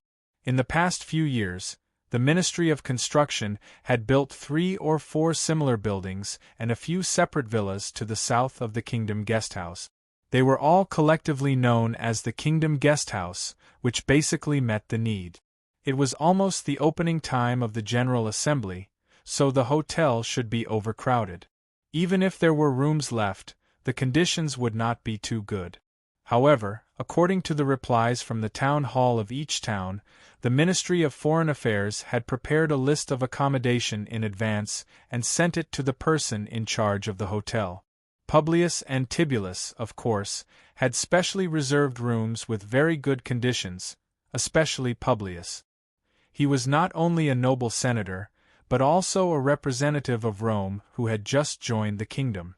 He was assigned the best room in the entire hotel, a detached villa. The villa had 3 floors. The first floor was mainly the living room and kitchen, and the second and third floors were the bedrooms. The Ministry of Foreign Affairs had built these villas in consideration of receiving some VIPs who came with their families to stay for a longer period of time. The hotel attendant led Publius into the villa. After a brief understanding of the situation in the villa, Publius immediately invited Tibulus, who came with him, to stay with him. Tibulus readily agreed and quickly checked out of his original room. It was still winter in January. Even though Turin was close to the sea, the weather was still relatively cold. However, Publius stepped barefoot on the smooth marble floor of the living room. He had a strange look on his face because the floor was actually hot. Tibulus did not immediately answer his question. Instead, he pointed to the door and said, "Sir, do you see the big house next to it that has been steaming? That's a bathroom. It's the place where people can take a bath that you mentioned to me on the way here." Publius was a little curious. Although Tibulus had never stayed in the Kingdom State Guesthouse before, he knew that there was a relatively large bathing area in the middle of the Kingdom State Guesthouse.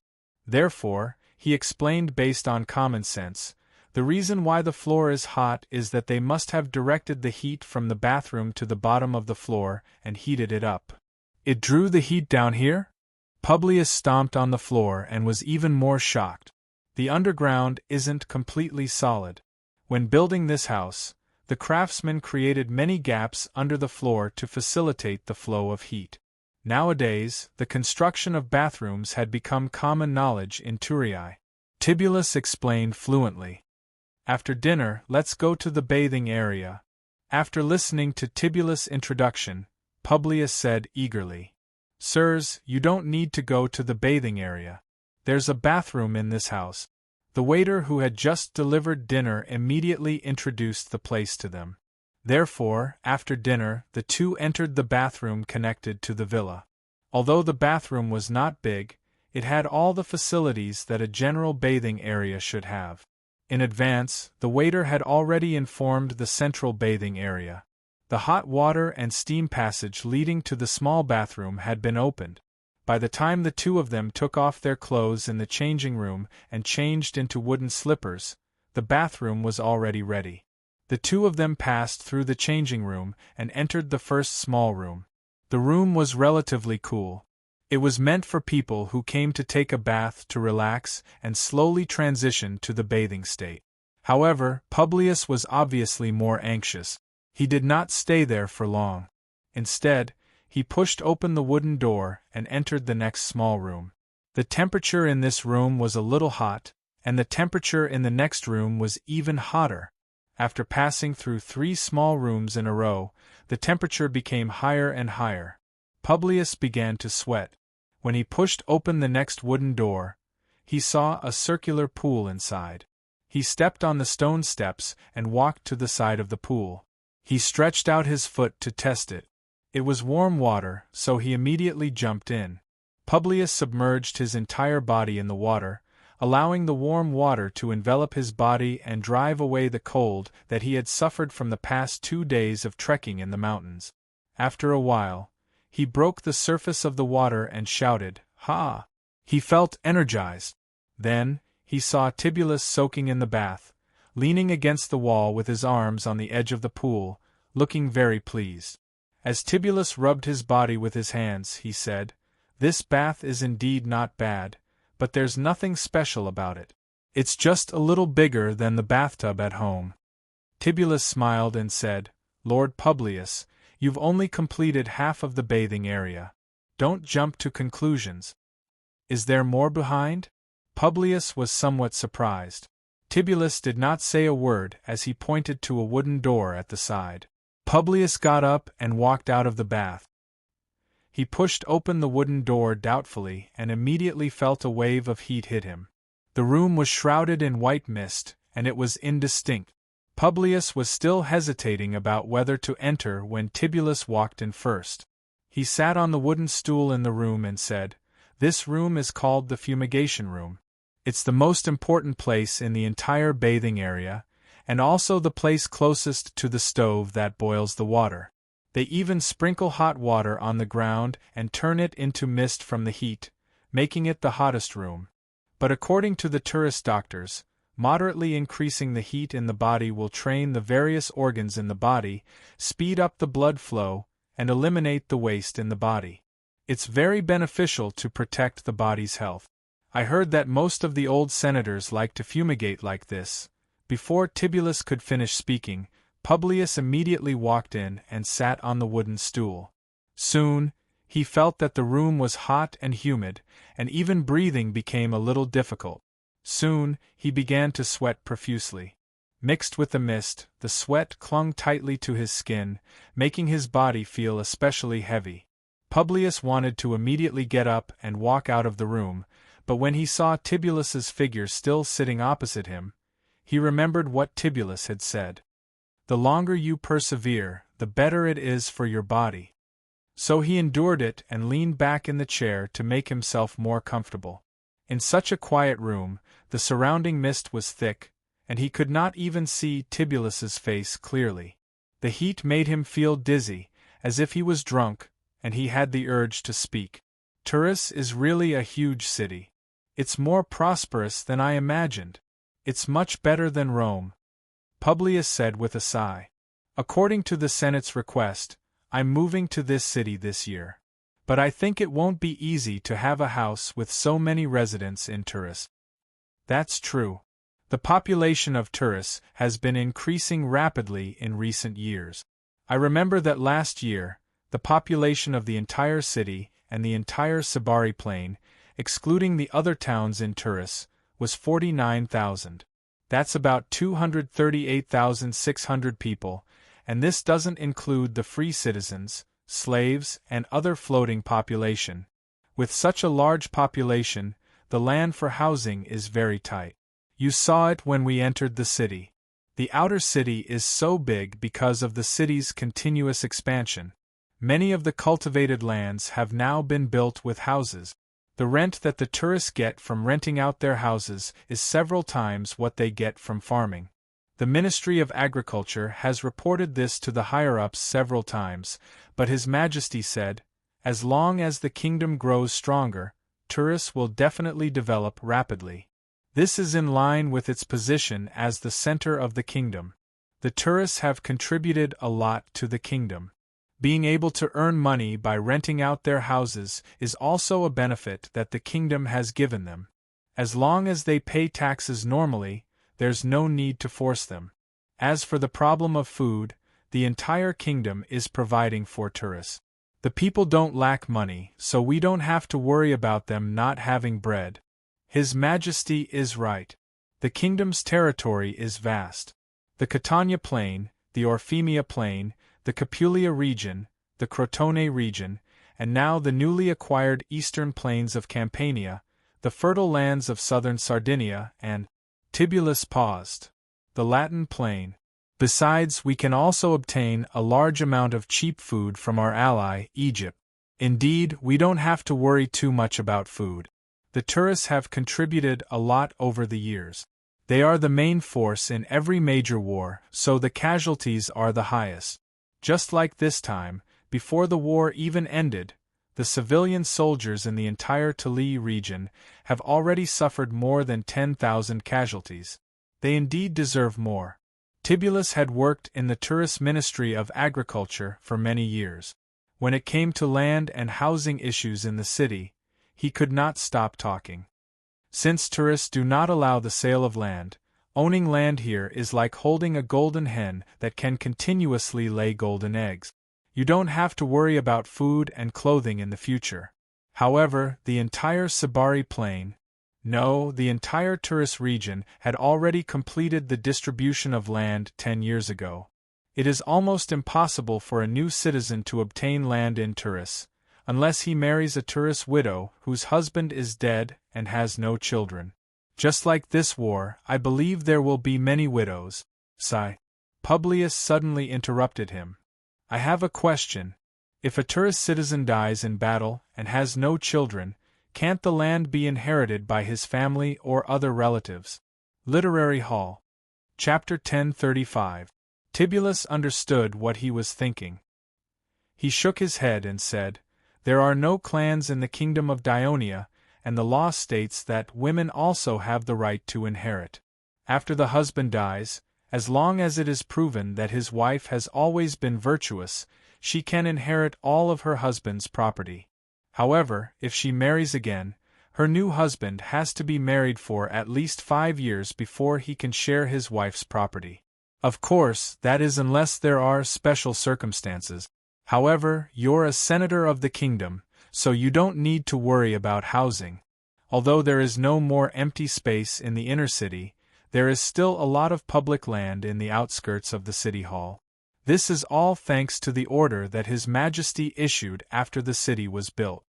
All land within 2 miles of the inner city of Turin shall be public property and shall not be sold. Now, it seems that it was a wise decision. Later, the Senate also issued similar orders to other towns based on this order. When the time comes, the senator will definitely designate a piece of residential land in the outskirts near the inner city and give it to you free of charge. He will also let the construction department send people to build your house according to your need. You don't need to spend a single opal. After hearing this, Publius felt relieved. He used his hand to wipe away the sweat on his face and said gratefully, Tibullus, thank you very much for your explanation. You've always taken care of me on the way from Rome to Turin. No matter how you feel, I've already regarded you as my first friend after joining Dionia, a true friend. I really didn't expect it, but I'm really honored to be your friend, Sir Publius. Then please allow me to regard you as a good friend. Tibullus' voice was trembling, and he was obviously a little excited. That's great. When I move to Turin, I'll still need your guidance and help. Sir Publius, if you need my help, just let me know. I grew up in Turin, so I'm very familiar with this place and have many friends. But when you get a foothold in Turin, I'll still need your help." The two of them laughed and suddenly felt much closer to each other. Thus, Publius asked directly, "Tiburus, what is the best way for me to establish myself in Thurii as soon as possible?" Tibullus thought for a while before saying, "Lord Publius, it depends on what you want first. If they wanted to live a comfortable life, they could choose not to accept any position. They could just attend the Senate meetings as a senator, express their opinions, and cast their vote. This way, they could receive a handsome monthly salary. Some senators lived like this, and they lived very comfortably. But I don't think you're such a person. If you want to make a difference, you must first familiarize yourself with the laws of Daionia. I know that Rome is also a city-state that attaches great importance to the law, but the kingdom's laws are not only extremely numerous, but they also cover a wide range of areas. If you understand them, you won't become the laughing-stock of the people after you move to Turin and make mistakes. Also, when you express your opinions in the Senate, you won't make mistakes and be laughed at by the senators." Publius nodded and said, "You're right. When I was in Rome, I've already borrowed a law book from the assists and started to read it, but it's not careful enough. It seems that I need to put more effort into it. Secondly, you should hire a tutor to teach you how to speak Daionia. You speak Greek very well, but Greek is not equivalent to Daionia. Not only are the pronunciations somewhat different, but there are also many new words in Daionia. I believe you've already felt it in your previous contact with us. When you can really speak Daionia, the people of Thurii will truly accept you." Publius nodded solemnly. Tibullus continued, "You have to take every Senate meeting seriously. Attend it on time, abide by the order of the meeting, actively express your opinions, and have your own unique views. Don't just raise your hand and go along with it like some people. Especially when it comes to Rome and certain aspects of the Latin region, you have to take the initiative to speak up and control the direction of the entire discussion. Because you're from Rome, you're more familiar with the place than them. Also, you have to frequently contact your friends in Rome and understand the situation there in detail so that you can take the initiative to propose issues to solve some problems in Rome or Latin. In the long run, you can represent the interests of Rome or the Latin people in the Senate and have a certain amount of influence in the kingdom." Publius was a little moved by his words and nodded repeatedly. However, Tibullus increased his volume and said, "However, no matter how much influence you have by speaking and moving your lips in the Senate, you won't get the respect of the people, let alone the attention of His Majesty. As far as I know, those who His Majesty summons to the palace to discuss matters, host banquets, and visit are all ministers with real power and have done real things. So if you want to achieve greater development in the kingdom, you have to do real things." "Real things," Publius muttered in a low voice. "That's right. In the past, some senators like you who joined the kingdom were unwilling to take up some middle and low-level public office because of their status. They always had the extravagant hope of directly becoming the chief executive of the town. It seems that they have never been approved by the Senate. You have just joined the kingdom and are not familiar with the situation in the kingdom.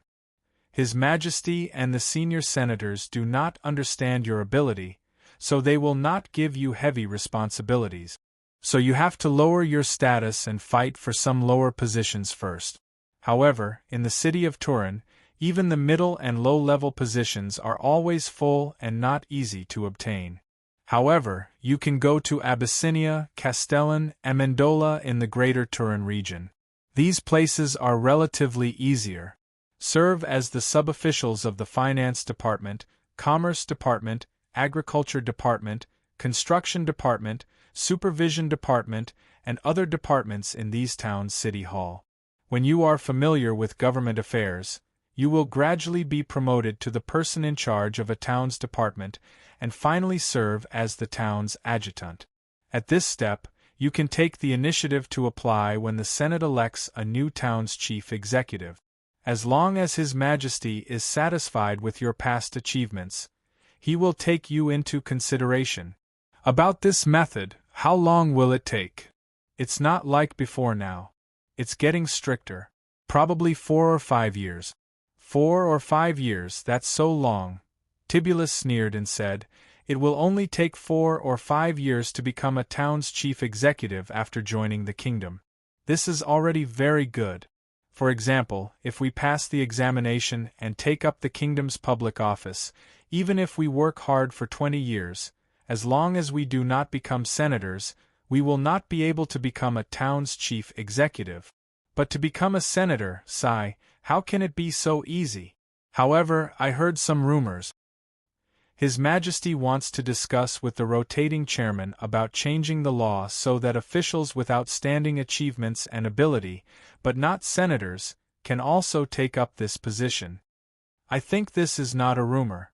This war has added a lot of land and many towns to the kingdom. It is not enough to only have senators as the town's chief executive. Moreover, I heard that there will be a fixed position of the kingdom's governor in the future. Governor? You don't have any extravagant hopes for now. The position of governor will definitely be given to senior senators who have outstanding achievements, are very capable, have made enough contributions, and are able to gain His Majesty's trust. You will have to wait at least 10 or 20 years before you have the chance. After a while, seeing that there was no response from the other party, Tiberius hurriedly asked, Lord Publius, are you all right? I'm fine. Tiberius heard that his voice was weak and suddenly realized that something was wrong. He hurriedly said, Lord, we have stayed in the steam room for too long. It is easy for us to feel dizzy. We have to leave quickly. As he spoke, Tibullus went over to help him up. The two of them looked as if they had just been fished out of the water. Their bodies were dripping with sweat as they staggered out of the fumigation room and entered another small room. The temperature here was relatively lower, and there was no mist. There were 2 wooden beds in the room. On the wooden bed was a stack of neatly folded towels. There was also a shiny copper pot and a few thin, curved stewing knives hanging on the wall. Publius sat on the edge of the bed and looked around as he recovered his energy. However, Tiberius shouted loudly, Is anyone there? Just as he finished speaking, the wooden door opposite him was pushed open, and 2 bare-chested servants entered. They bowed respectfully and said, Sirs, what can I do for you? You should be waiting here and checking the fumigation room at any time. What if we faint? Tibullus criticized. Lord, we were originally waiting in this room, but we heard you talking loudly inside, so we temporarily retreated to another room. Also, the manager of the bathing area told us that there is a lord who is a Turii, so we thought that there should be no problem. One of the servants quickly explained. Tiberius' face was slightly red. He had only been focused on chatting and had almost made a mistake. He quickly coughed a few times and said, Give us a massage. Massage? This was another new word that Publius did not understand. The 2 servants immediately diligently wiped the sweat off their bodies.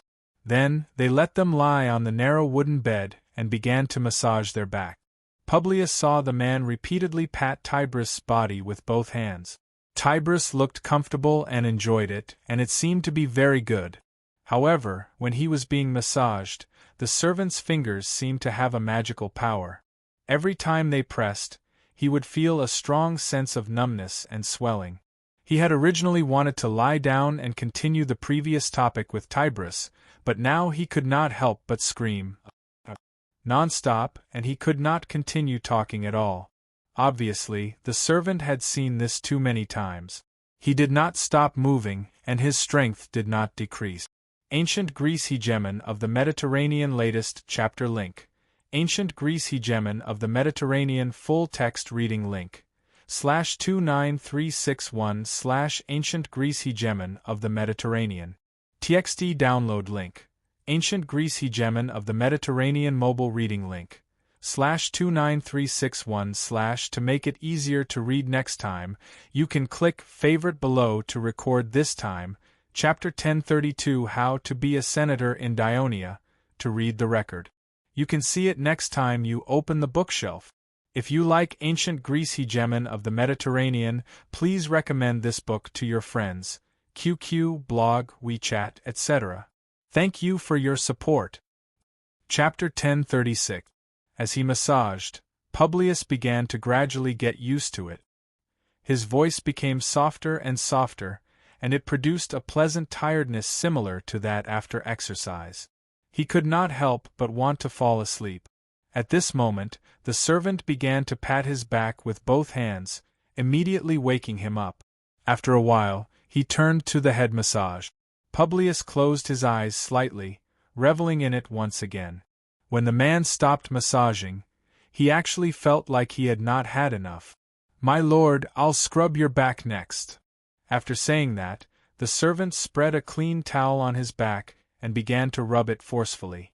This was a completely different feeling from the previous massage and patting. As Publius felt it carefully, the dirt on his body was also rubbed away from his skin. The servant turned to take down the copper pot from the wall, opened the lid, and poured the liquid inside onto Publius's body bit by bit. Publius smelled the familiar smell and asked, "Is this olive oil?" "Yes, my lord." The servant explained to him, "Because you just soaked in hot water and went through a fumigation, although it helps blood flow and removes dirt, it also causes a large amount of water in your body to be lost. Applying olive oil will protect your skin." After hearing this, Publius sighed. "I didn't expect every step in this bathroom to be so knowledgeable. It's been almost 20 years since His Majesty established the hot spring. Bathing has become a part of the tourist's life, and it's still constantly being developed and perfected," Tibullus said proudly. "Take their previous massages, for example. They didn't just do it randomly. They were all trained by the tourist hospital and passed the examination before being stationed here." Publius's original judgment was shaken by Tibulus's words. "Aren't they slaves?" "They're slaves, but not ordinary slaves." Tibulus's deliberately mysterious answer made Publius even more curious. Before he could ask, the servant who was massaging him took the initiative to answer, "My lord, we're from Egypt. We're descendants of Egyptians and Greeks." As the servant spoke, he used another clean towel to massage Publius so that the olive oil could spread throughout his body as soon as possible and seep into his skin. Because his movements were much gentler than before, it did not affect their conversation. Although he had never been to Egypt, Publius knew of this distant country.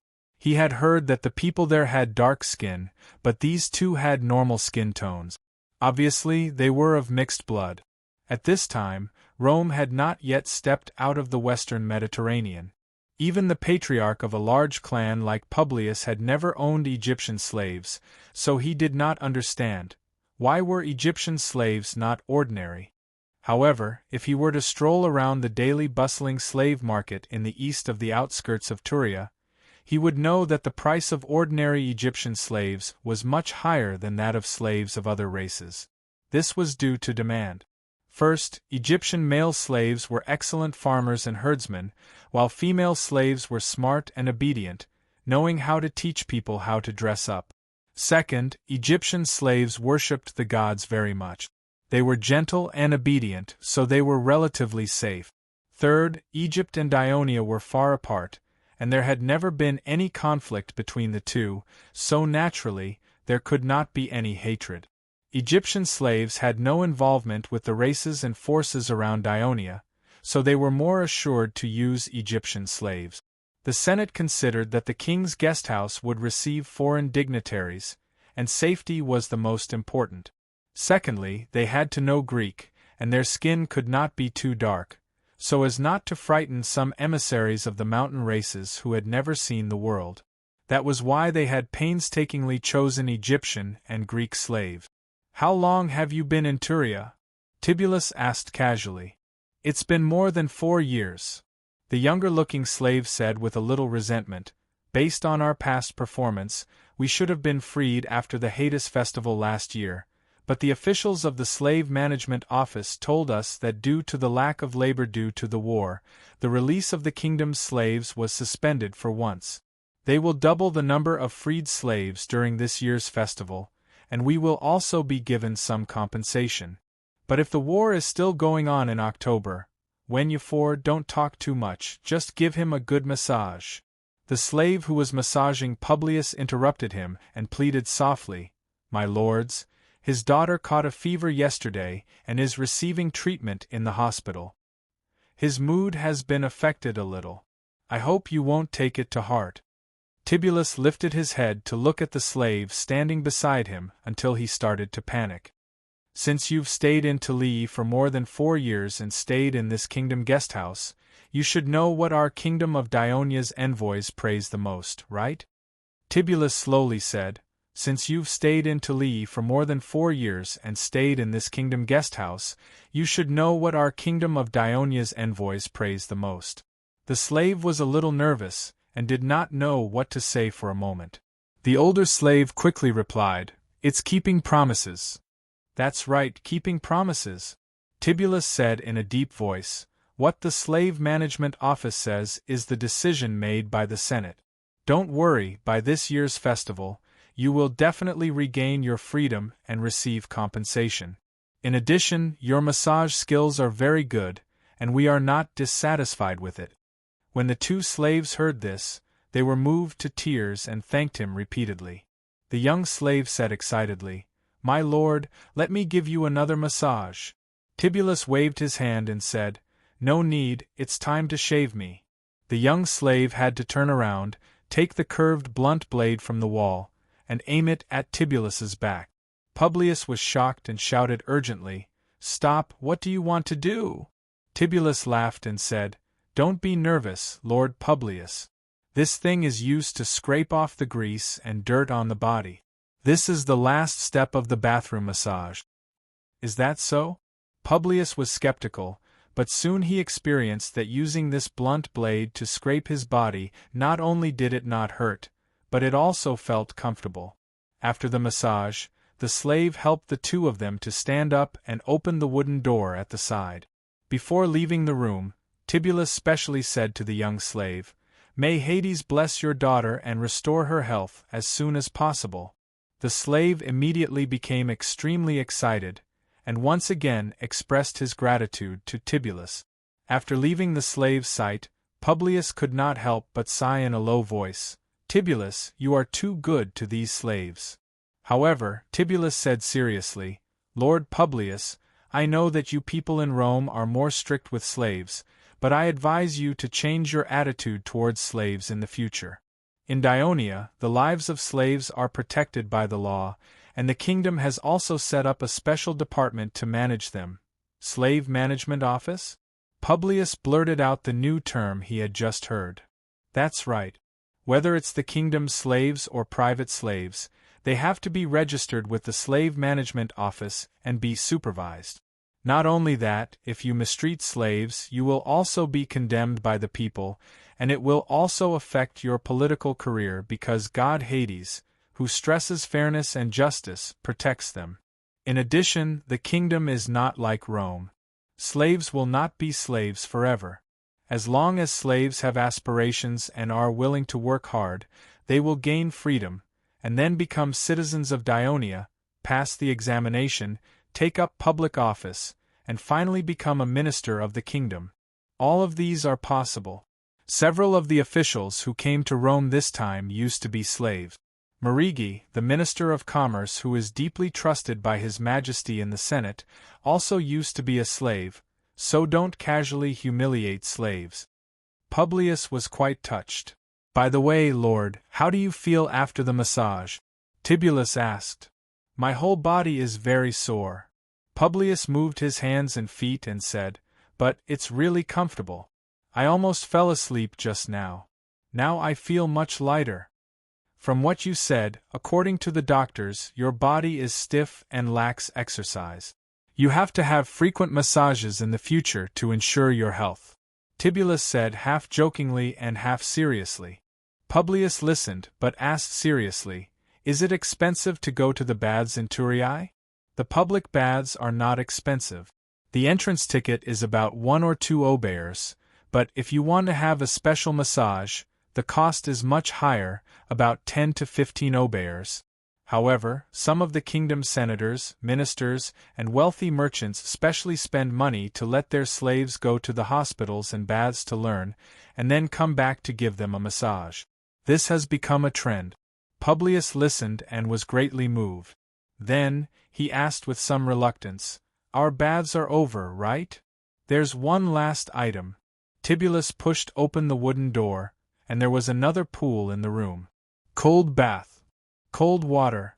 If it was before entering the bathroom, Publius would definitely avoid it. But now that he had been fumigated and massaged, not only was his body hot, but his skin was also bright red, like a steamed shrimp. Thus, when he heard the word cold water, he strode into the pool without hesitation. The cold water immediately drove away the heat in his body, and all the pores on his body rapidly tightened, giving him an indescribable sense of comfort. He could not help but say, "How nice it would be to have a glass of wine to drink at this time." Tibullus also walked into the pool and said, "Today was too rushed. Tomorrow night I'll bring you a jar of the best wine in Thurii. Let's drink in the bathroom." "That's great." Publius praised loudly as he scrubbed the remaining oil stains on his body with water. "The baths in Thurii are better than you said, and Thurii is much more prosperous than Rome. I can't help but want to move here quickly." Tibullus smiled. It seemed that his efforts had not been in vain. Literary Hall. Chapter 1037. Tibullus, thank you for the advice you gave me just now. I've learned a lot. Publius then expressed his gratitude to Tibullus. Tibullus hurriedly said humbly, "Sir Publius, you're welcome. I've only grown up in Thurii since I was young. I've seen and heard a lot of things, so I know the kingdom better. But understanding is one thing. It's easy to talk about it, but it's hard to do it. People like us still have to be down to earth and develop step by step. But sir, you're very qualified. You've been a senator the moment you joined the kingdom. You just need to strengthen your foundation, and you'll be able to achieve greater things." Publius nodded and said with a solemn expression, "You're right. Rome is a thing of the past. I should pull myself together and develop better in a more powerful kingdom like Daionia." At this point, he paused and asked humbly, "Tibullus, you were the one who gave me the suggestion just now. Do you have any suggestions for my children? I remember you said you have an 18-year-old son, a 10-year-old son, and a 6-year-old daughter." Tibullus pondered for a moment and said, "Your eldest son is 18 years old. According to the laws of Daionia, he's already of age, but the kingdom has already assigned you a piece of land, so he won't be assigned a piece of land for the time being. If he doesn't want to help you take care of the farm at home until he inherits your property in the future, there are 3 paths for him to choose from: politics, business, or military service." Tibullus counted with his fingers and patiently analyzed for him. "I believe that with your family's power, your eldest son must have received a good education since he was young.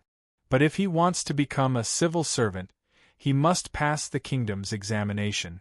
In the first few years of the kingdom's establishment, the examination for civil servants was easy, but now it's difficult because there are more and more young people graduating from schools in various towns. The competition is getting more and more intense. Not only must he be literate, write, and calculate, he must also have a rough understanding of some laws of Daionia and Hades canon. After passing the examination, he must work as a civil servant intern in the town where his household registration is located for a year.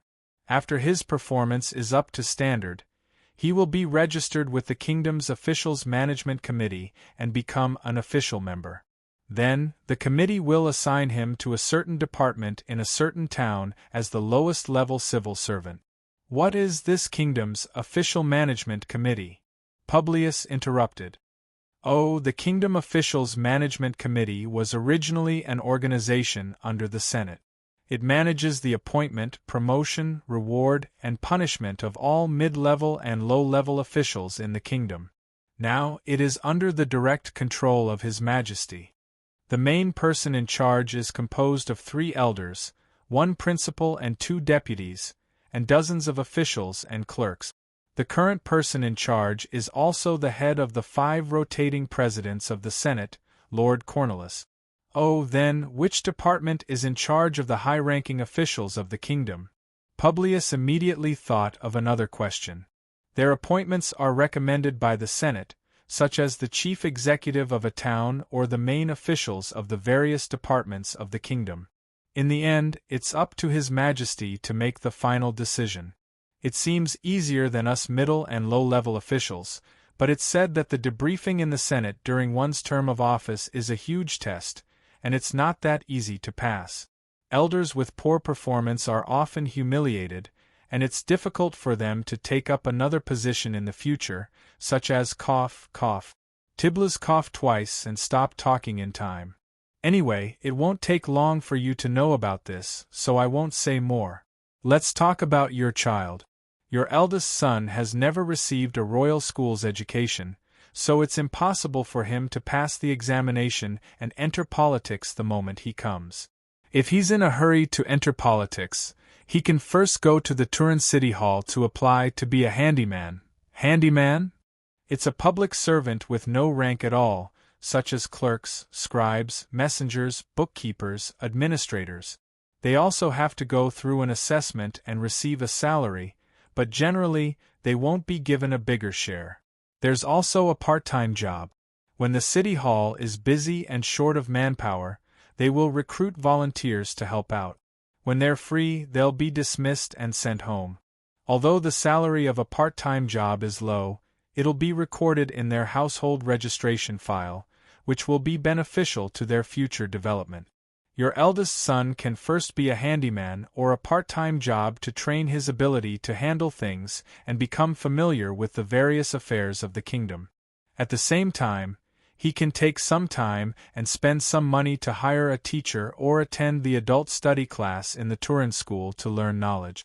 After 2 or 3 years, he can take the kingdom's public service examination. Because he has practical political experience, he'll have an advantage over those young citizens who have just graduated and take the examination. It'll be easier for him to pass. Tibulus paused. When he saw that Publius was listening carefully, he continued, "If your eldest son is willing to go into business, you can sponsor him with some money first. Let him go to the business department of the Turin City Hall to register and obtain the qualification and certificate to do business. Why does one have to register with the business department to do business? Can't they do business freely?" Publius asked curiously. Although Rome's trade was not developed, the people could buy and sell freely. Tibulus explained, "The main purpose of registering with the business department is to facilitate the kingdom's collection of taxes and the management of the household registration department. As for merchants, with this business certificate issued by the kingdom, it would be easier for them to obtain more loans from Cristonia's bank. They could also use this to apply to join the Chamber of Commerce in various regions and obtain more help, more information, and more channels, which would be beneficial to their development. But the kingdom doesn't prohibit others from buying and selling. For example, farmers in the towns of the kingdom don't need to apply to the business department. They can take their surplus produce to the designated area of the market in the town where they are to sell it, and they don't have to pay taxes. But the things they sell must be small, and they can't be sold in other towns. Otherwise, if they're found out, the consequences will be very serious." Publius was just a little curious, but in fact, the people of Rome were not a race good at business. He was not interested in it. After understanding a little, he asked, "What if I choose to join the army?" "Master Publius, first of all, you have to know that according to the law of Dionia, male citizens between the ages of 18 and 45 are obliged to serve in the military and participate in regular military training, whether you are a farmer, a craftsman, a businessman, or a public official of the kingdom. This is the same situation in Rome in the past. Tibullus had worked in Rome for several months, so he had some understanding of the things in Rome in the past. He solemnly reminded Publius, but unlike Rome, the citizens of Dionia are competing to go to the battlefield and win the land and spoils of war awarded by the kingdom. But it's not easy to go to the battlefield. Under normal circumstances, only the regular soldiers can go out to fight. Only when there are casualties will the reserve soldiers be incorporated and replenished. The young citizens of Dionia receive military training from an early age. When they grow up, they are already familiar with the various basic military tactics of Dionia. But your son knows nothing about it. It'll be difficult for him to become a regular soldier in at least 3 or 4 years. If he wants to advance, the best way is to take the initiative to apply to serve as a garrison soldier in several fortresses in various territories. Although it's tough, he can become a regular soldier after 1 or 2 years. As long as he participates in a few more battles, it's very likely that he will become a squad leader. But to become a squad leader, he has to perform well, and it's not easy. And becoming a squad leader means that he has entered the ranks of the kingdom's military officials, and will also become a target of attention from the Ministry of Military Affairs. As long as he doesn't suffer from major injuries and continues to make meritorious contributions, he may be promoted step by step and even become a legion leader. And after becoming a legion leader, he may enter the Senate and become a respected elder. Joining the army is a fast path. Not only can he get a lot of land rewards with his military achievements, but he can also hold a high position at a young age. For example, the current commander of Sicily, Prosos, will become the new elder of the kingdom at the age of 40 after this war. Tibullus said enviously, then sighed softly, but these are all exchanged with their lives. One careless mistake and they may die on the battlefield, and the land and wealth they win can only be left to their wives and children. For example, the commanders of the naval fleet, Phralios and Miltias, have died in this war. So I'm not too envious of them. Although the promotion of an administrative officer is slow, it's safe. Is the promotion in the army the same for all citizens? Publius asked. What? Tibullus was stunned, but he quickly understood what he meant. With a serious expression, he said, Sir, you have to understand that Dionia is not like Rome in the past. The children of nobles can become platoon leaders as soon as they enter the army. This is not feasible in the kingdom of Dionia. All citizens must start as ordinary soldiers. Even His Majesty's adopted son and son-in-law have slowly become platoon leaders and platoon leaders through their own efforts. If you want to take other shortcuts, it's best to give up on that idea. According to the law, the army is under the direct control of His Majesty. All the promotion and appointment of officers must be approved by him, and the Senate cannot interfere. Anyone who wants to interfere in the affairs of the army will inevitably incur His Majesty's wrath. The Laodicean incident more than 10 years ago taught everyone a good lesson. The Laodicean incident? Publius asked curiously. This matter is very complicated. I'll tell you in detail when I have time in the future. Tibullus said quickly. In addition, your eldest son can also choose to become a farmer or a craftsman, but with your status it shouldn't be an option, so I won't say more. Chapter 1038. Oh, there's another profession with a respected status, which is to become a scholar, but it's too difficult. I don't think you'll consider it. You can discuss the 3 paths I've mentioned with your child and choose carefully. As for your youngest son, he's only 10 years old. After you move to Turin, let him attend a Turin school as soon as possible. This way, when he comes of age in the future, his development will be smoother than his elder brother's. Also, let your daughter go to school as soon as possible. When Tibullus said this, he saw Publius frown slightly, so he said, I know that you Romans, like the Greeks, are more traditional and conservative in the education of your daughters, but let me tell you, our Dionia is different. We will let girls study and exercise together with boys, and try our best to cultivate her talents so that she can find a good husband when she grows up. This is because our Dionia believes that only a healthy mother can give birth to a healthy child, and only a talented mother can give birth to a smart child. In the kingdom, not only do women have the right to inherit property, but there's also a law that says, if a citizen only has daughters and no sons, he can discuss with his son-in-law and choose one of the children born to his daughter to inherit his surname. Therefore, women have a higher status in the kingdom. When Tibullus said this, he could not help but smile.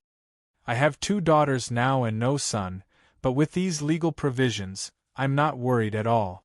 Publius did not know how to respond, so he remained silent for a while. However, Tibullus stood up and said, in this season, don't soak in cold water for too long, or you'll easily catch a cold. As he spoke, he walked out of the bath, took the cloth towel hanging on the wall, and threw one to Publius. Tibullus wiped his body with the cloth towel, stretched his limbs and said loudly, take a bath, and you'll definitely be able to have a good sleep tonight. Tomorrow, you'll be full of energy to attend the kingdom's convention. Yes, the baths in Turin are amazing. I can't help but want to move to Turin earlier. Publius praised loudly again. He seemed a little excited, partly because of the bath, and partly because Tibulus's words made him confident about moving to Turin. The next morning, after breakfast, the guests of the Wang State Guesthouse solemnly tidied up their attire and walked to the conference hall not far away. At the same time, many people gathered from other directions and soon formed 2 long lines in front of the assembly hall. On this day, the tourist patrol had sealed off the entire Plaza of Victory and the Senate, forbidding any unauthorized personnel from entering. The inner city was also prohibited from entering and exiting in order to ensure that the Kingdom Assembly would proceed smoothly. As a newcomer to the Kingdom Senate, Publius stood in the line. He didn't know anyone, so he looked at the people around him warmly greeting each other and telling each other about recent events. However, Tibullus, who followed him, was indeed a Turii. Although it was his first time attending the Kingdom Conference, he knew many people, and he even took the initiative to introduce Publius to them. When these people learned that Publius was a new senator of the kingdom and came from Rome, they were all curious and asked about the situation in Rome. Publius also answered seriously, and everyone gradually became familiar with each other. Only then did Publius realize that these people were the local council members elected by the various towns in the Kingdom of Dionia to attend the conference. Not long after, Publius and Tibullus stood in front of the main entrance of the conference hall. After the conference's disciplinary officer at the door asked for Publius' name, he looked at him with some doubt. Sir Publius, you're a senator, so you can enter through the side door. Didn't the hotel staff tell you? Publius glanced at Tibullus and said, it's my first time attending the Kingdom Conference. I think it'll be more lively through the main door. Oh, that's all right. Please come with me. The disciplinary officer said politely and led them into the hall. It was a huge circular dome with at least 10 steps from top to bottom. There were many wooden chairs arranged neatly and densely on each step, forming a semicircle around the center. In the center was a flat ground paved with white marble, and there were a few dark red wooden tables. At the back of the center stood a stone platform a few meters high, and on it was a wide and exquisite chair. Publius stared at it a few times, guessing that it was the seat of the king of Dionia. The few rows in front of these chairs were already filled with nearly 300 people. They wore white robes embroidered with exquisite black patterns, and most of them had white hair. They were whispering to each other. These must be the senators of the Kingdom of Dionia, Publius thought to himself. Just as he was about to follow Tibullus and sit behind them, the disciplinary officer walked to the front and whispered a few words to the people in the center. Soon, 5 people stood up and walked towards them. Publius recognized one of them. It was Antares, who had received them before. Tibullus immediately bowed respectfully and said, Lord Cornelis, I'm very grateful to you. Sir Lucius, Sir Sidorum, Sir Antares, Sir Vespa. As the governor of Turiae and once Tibulus Superior, Lucius nodded and said, "Tibulus, thank you for your hard work. Is everything ready?" "Yes, everything is ready. Have a good rest first. When it's your turn later, perform well." "Yes, sir." The disciplinary officer led Tibulus to the furthest side of the first row so that it would be convenient for him to speak on stage. Tibulus had already guessed that these 5 people were the 5 rotating presidents of the Senate of Dionia. He also noticed that they were different from the other senators in that they wore Bolton robes with gold rims. One of them, a white-haired old man, smiled and said, "Welcome, Sir Publius. I'm Cornelius, the rotating president of the Senate of Dionia. This is—" Publius greeted them one by one. Both had smiles on their faces, and their movements were elegant and reserved. Although Publius talked and laughed freely with Tibulus along the way like an ordinary person, at this moment, he deliberately displayed the bearing of a former senator of the Senate of Rome and the patriarch of a large clan. Then, Cornelius led Publius to the center of the hall and said loudly to the senators below the stage, "Everyone, this is Senator Publius Manlius from Rome, who was newly elected to the Senate last year. Please give him a warm round of applause and welcome him as one of us." Immediately, there was a warm round of applause. Then, Cornelius gestured to Publius to say a few words. Publius did not decline. He took a step forward and stood with his head held high. With a smile on his face, he slowly looked around at the crowd and said in a loud voice, "On my way to Turiae, I deeply felt the vastness of the territory of the kingdom of Dionia. When I arrived in Turiae, I was attracted by the prosperity of this huge city. I know that all of this is closely related to the efforts of you, the elites of the kingdom. I'm very happy to be one of you and contribute to the strength of Dionia." The applause in the hall was even more enthusiastic than before. The 5 presidents looked at each other, and the meaning was self-evident. Over the years, they had held similar simple welcoming ceremonies for many senators who had just joined the kingdom in the Senate. However, there were very few who could say such words in a manner that was neither servile nor overbearing. This senator from Rome was not a simple person. So, the 5 presidents invited Publius to sit next to them. Normally, this seat was not meant for a newcomer, but today, this seat was specially reserved for him. On one hand, it was to express the sincerity of the Senate of Dionia to the people of Rome. On the other hand, it was convenient for them to understand the current situation in the Latin region from Publius' mouth. So, as soon as Publius sat down, Cornelius and the others chatted with him enthusiastically. At the same time, the representatives of the local senators entered one after another, and the whole hall became more lively. After an unknown period of time, a disciplinary officer came over and reminded them in a low voice, "Sirs, all the participants have arrived." Cornelius stopped talking with Publius, looked at the other 4 and asked, "Everyone is here. Shall we begin?" "Hurry up and start. If we delay any longer, today's meeting may not end until the evening," Antares said eagerly. Cornelius stood up, and the other 4 followed suit. Then, they walked to the center of the hall together. The hall was immediately filled with thunderous applause, which echoed repeatedly in the enclosed circular space. Publius turned his head and saw that all the wooden chairs were occupied. It seemed that even the entrances and exits had added wooden chairs. Except for the center of the hall, everywhere was packed. There must be at least 1,000 people here. Publius was astonished. The 5 presidents walked to the wooden tables at the side of the center of the hall and sat down facing the crowd. At this time, the disciplinary officers of the Senate, who belonged to the Ministry of Supervision, stood in front and shouted in unison, "The kingdom's General Assembly is about to begin. Everyone, please remain silent." As soon as they said that, the hall immediately quieted down. The speed of everyone's reaction surprised Publius. Of course, he didn't know that if anyone dared to continue making noise, they would be expelled from the hall by the disciplinary officers for deliberately disrupting the meeting. This was not only a matter of making a fool of themselves in public, but they would also be pursued by the Ministry of Supervision afterward. That would be a great loss. At this time, Cornelius stood up and stood in the center of the hall. He looked at the crowd and said, "Everyone, I'm very happy that we are gathered in the Senate again today. According to the rules, His Majesty the King of Devers should be the one to give the opening speech, but unfortunately, he is still in Sicily leading the kingdom's army to fight against the Carthage people.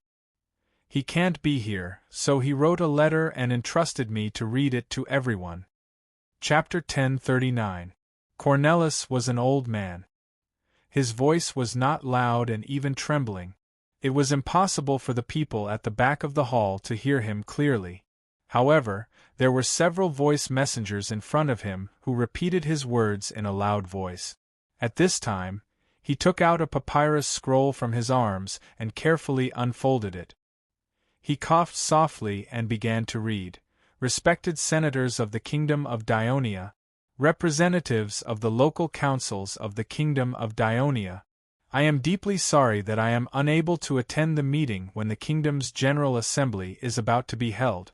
The war with Carthage, Rome, and Samni was not provoked by us, but we have to fight on because it concerns the survival of the Kingdom of Dionia and the fundamental interests of every citizen. Up until now, this war has lasted for a year. In this year, our soldiers have been fighting on the front lines, and you have been working hard to maintain the stability of the domestic order and tirelessly preparing a large number of materials needed for the war. We were able to defeat Rome and Samni one after another because of your painstaking efforts. Some time ago, our Sicilian fleet and the Third Fleet almost annihilated the Carthage fleet. And just yesterday, our land army severely damaged Carthage's 100,000-strong army at Serenus and captured Carthage's military commander, Margo." When Cornelius read until here, he deliberately paused. As he expected, thunderous cheers erupted in an instant. "Great! Another great victory! We won! We won! We won this war! We won Carthage! We are the new overlords of the Western Mediterranean." The people danced and hugged each other. Their joy was beyond words. Carthage had dominated the Western Mediterranean for many years. Most of the people present, including the elders, did not have much confidence in this war. However, it was this unexpected result that made them particularly surprised. At this time, even the disciplinary officers in charge of the order of the hall had a smile on their faces. They did not immediately stop the commotion in the hall. After a while, they asked for silence again. Cornelius then continued to read. "We defeated Carthage's navy, and now Carthage's army. Carthage has basically lost the ability to fight against us, Dionia. So, they sent an envoy to ask for peace talks with us.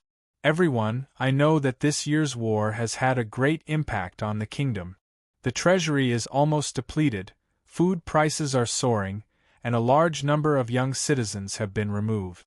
There is a lack of labor, and many soldiers have been injured or killed.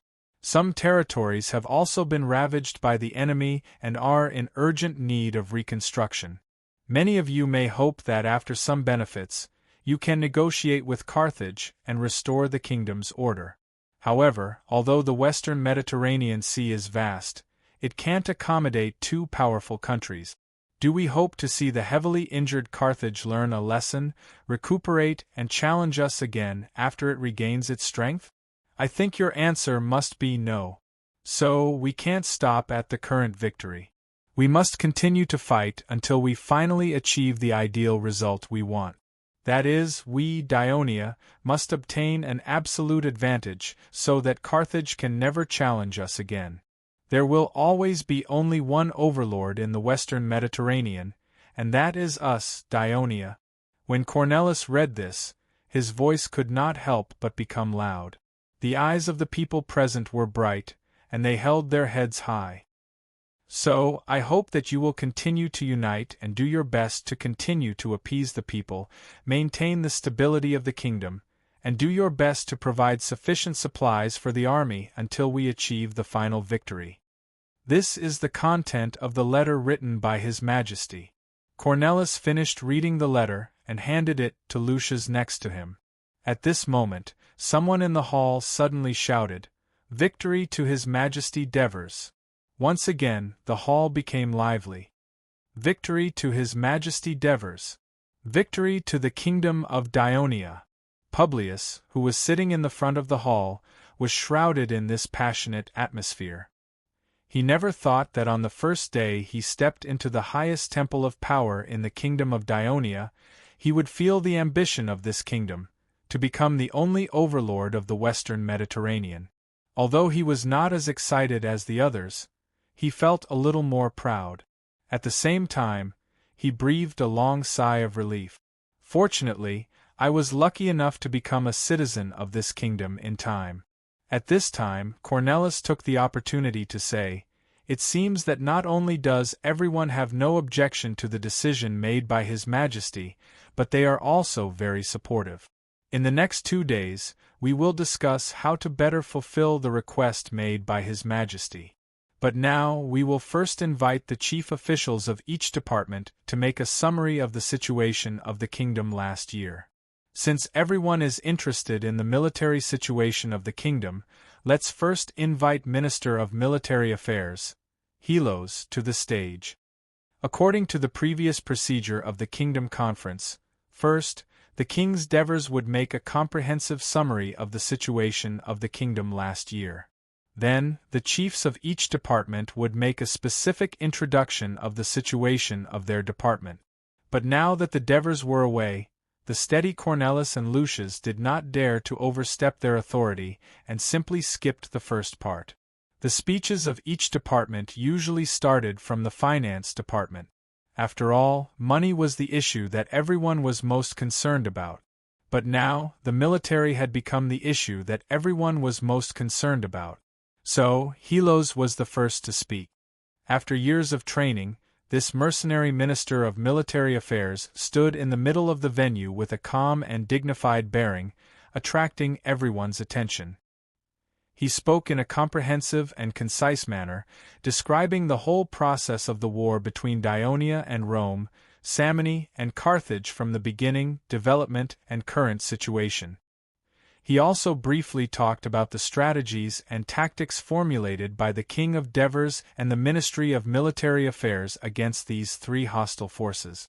At the same time, he also mentioned the contributions of various legions and fleets in the war. Even though everyone had a general understanding of the war last year through various channels, Helos's comprehensive and professional presentation was still refreshing, so everyone listened carefully. For Publius, he finally understood why Dionia dared to ignore the attack of Carthage in the beginning and let the King of Devers lead the army to attack Rome first. It turned out that they had already seriously discussed and deduced, made careful preparations, and formulated a perfect plan. And how could Rome not be defeated in a hurry?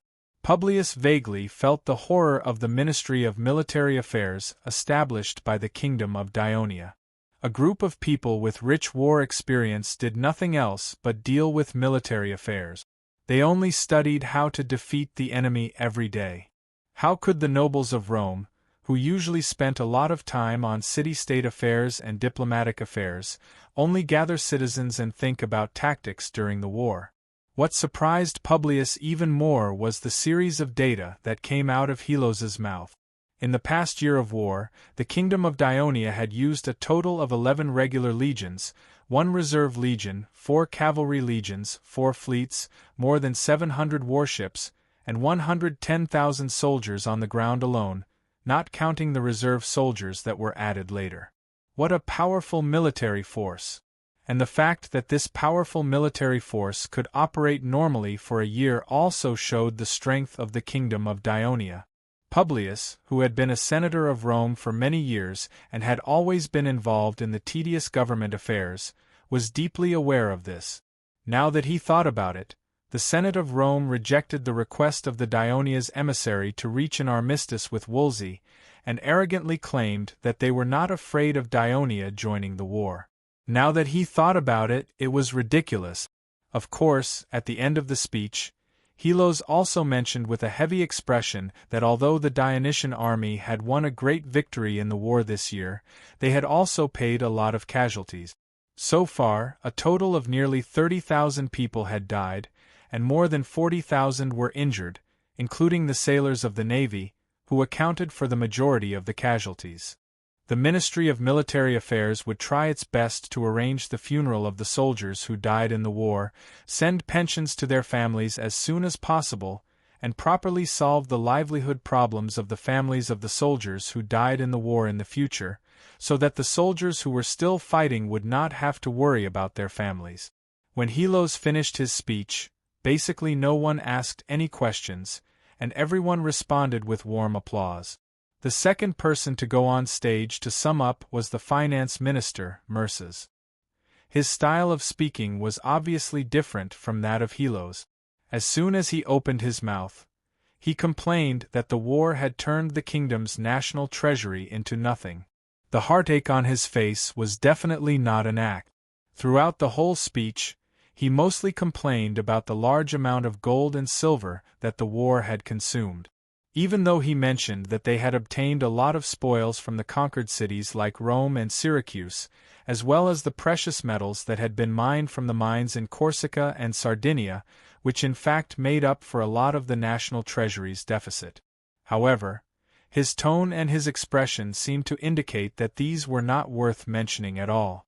If the kingdom did not stop the war immediately, the kingdom would fall into trouble because of the lack of money this year. From the whispers of the people around him, Publius knew that this was the usual style of the greedy finance minister of the kingdom. He would always complain about the lack of money in the national treasury. However, Publius was still shocked by Merces' statement. The monthly tax revenue of the kingdom of Dionia was 700 to 800 talent, and this year, it was close to 10,000 talent. This was also due to the impact of the war, which caused the tax revenue to drop significantly. Even so, compared to Rome in the past, its income was only about a fraction of the kingdom of Dionia's. If in terms of military strength, Rome still had the strength to fight, but in terms of financial strength, it was not worth mentioning at all. Perhaps the destruction of the kingdom of Dionia was expected. Chapter 1040. What piqued Publius' interest was that the finance minister also explained in detail how the income of the treasury was used this year. Specifically, how much money was used for the salaries of the kingdom's officials, how much was used for public buildings, how much was used for the education of the kingdom's schools, how much was used for the purchase of military rations, and how much was used for the manufacture of armaments. While Merces was on the stage, Publius was amazed. He was considered an experienced administrator, and from Merces' explanation, he realized that the management and use of the treasury in the kingdom of Dionia was very meticulous. What happened next surprised him even more. After Merces finished his explanation, some elders and representatives raised doubts about the use of a certain item of expenses. Although Merces looked impatient, he still explained everything in detail. He only returned to his seat when there were no more questions. Publius let out a long sigh. Even though he was just a spectator, he felt a little nervous. He realized that it was not an easy task to hold power in the kingdom of Dionia. Although such supervision and questioning existed in the Senate of Rome, it would not be as detailed. This required the person in charge to have good management skills, and to avoid the backroom deals that were common in the city-state. Merces had successfully concluded his summary, but if his answer did not satisfy everyone, it would not be so easy to pass the test. Publius remembered Tibullus mentioning the assembly of Dionia's civil officials that would be held the next day. He started to remind himself that this was Dionia, not Rome. He had to be careful when he was in office. The next person to walk to the center of the hall was the agriculture minister, Bucos. His speech was quite inspiring. First of all, after a drought, the entire kingdom's agriculture had a bumper harvest in September last year, greatly alleviating the predicament of the shortage of military rations. The people were also freed from the shadow of the drought. Bucos then mentioned that more than half of the eastern plains of Campania and Latin had been annexed to the kingdom, adding XXX acres of fertile land. The people who had migrated there had been XXX acres of land, and there was still XXX acres of land left. The officials of the Ministry of Agriculture had taken measures to help the newly migrated people make better use of the land. In addition, he also mentioned the three regions of Syracuse, Sardinia, and western Sicily. Although they had not been completely pacified, the Ministry of Agriculture had already started to plan the land there. Bucco's speech won a round of applause, but everyone also asked questions enthusiastically, mainly about whether the young people who had just reached adulthood in their towns could get a share of the newly occupied land. The Ministry of Agriculture had already considered this question, so Bucos answered it rather easily.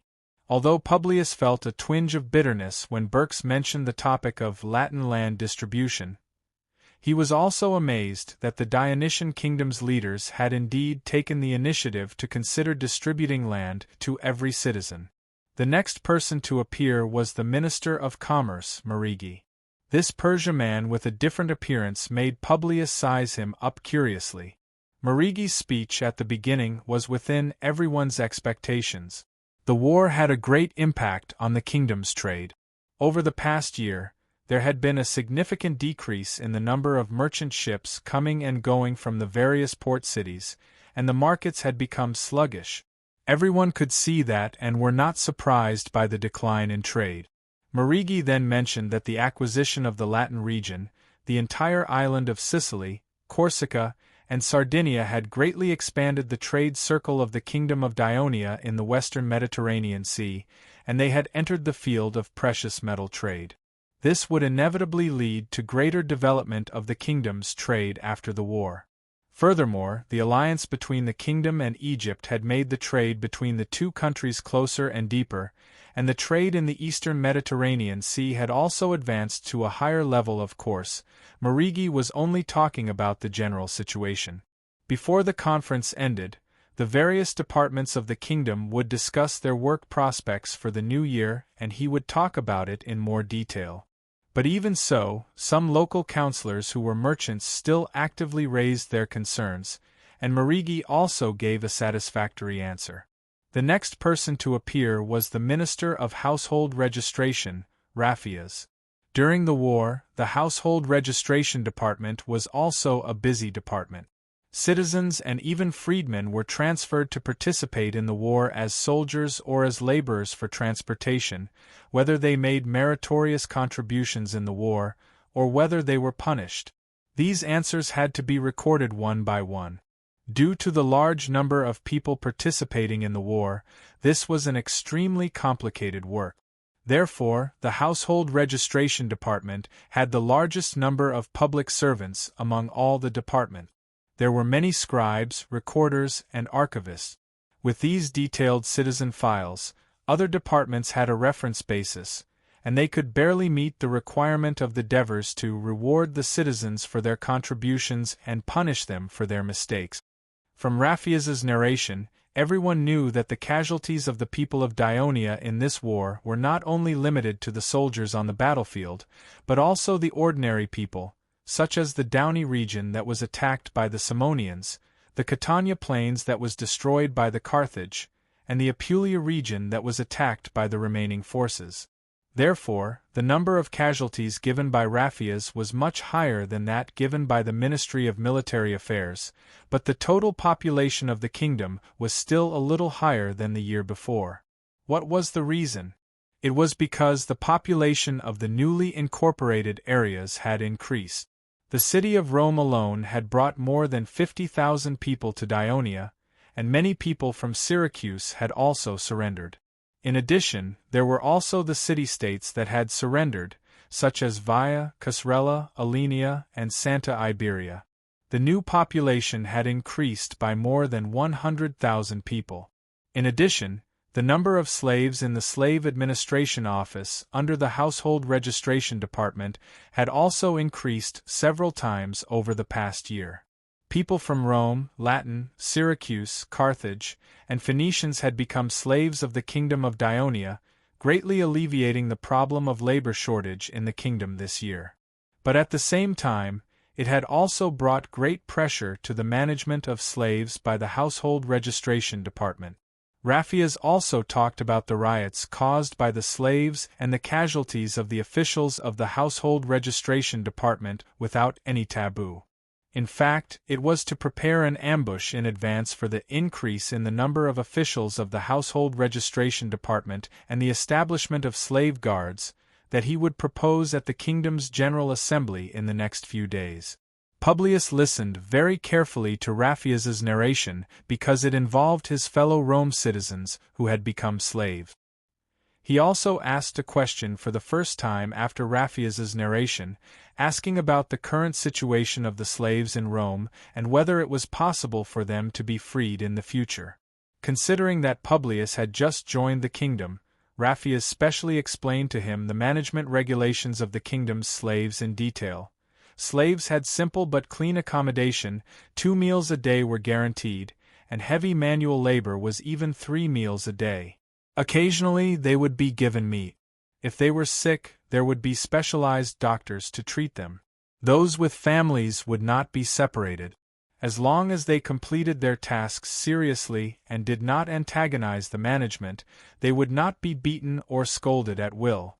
Moreover, the union of male and female slaves was not prohibited. Slaves who performed well in the first year would receive a small monthly salary from the second year. If they continued to perform well, they might be put on the watch list from the third year until they finally obtained freedom during the celebration of Hades. Raphaeus also specifically emphasized that out of respect for Hades, and at the same time, many of the officials in the slave administration office were slaves. Coupled with the random inspection by the Ministry of Supervision, the management of public efforts had always been carried out in strict accordance with the law, and the slaves lived well. On the contrary, the kingdom could only conduct regular monthly inspections on private slaves, and their living conditions were worse. After Publius heard this, the guilt in his heart lessened slightly. In fact, he knew that these slaves of Rome lived in the slave camp north of the city of Rome, on the Tino River. However, he had never thought of visiting them, because he would only be cursed and not thanked. The next to speak was the minister of construction, young Heraclius. As the kingdom had invested all the revenue from the treasury into the war, the construction and maintenance of domestic public buildings had been stopped, but this did not mean that young Heraclius had nothing to say. The reconstruction of the old city of Rome was a key point. Although Publius had personally experienced the process of reconstruction in Rome, it was a different experience for him to consider the reconstruction of the entire city of Rome from the perspective of a planner, so he listened very carefully.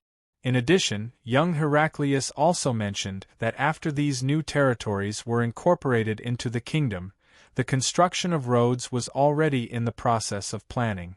After the end of the spring sowing, the Ministry of Construction would organize labor, prepare funds, and extend the kingdom's roads to these territories as soon as possible so that it would be more convenient to travel with the old territories of the kingdom, and more conducive to the kingdom's governance. The next minister to speak not only made the local councillors afraid, but also the senators often felt fear in their hearts. He was the minister of supervision, Sesta. This important minister of the kingdom, who had punished many officials and was known by the people as Radamandas in the sun, stood in the center of the venue, and the entire venue became much quieter. Perhaps because he had been engaged in supervision all year round, he had developed a cold and stern temperament. However, in his summary of the supervision work last year, in fact, there were fewer kingdom officials punished by the Ministry of Supervision than in previous years. One of the important reasons was because of the war.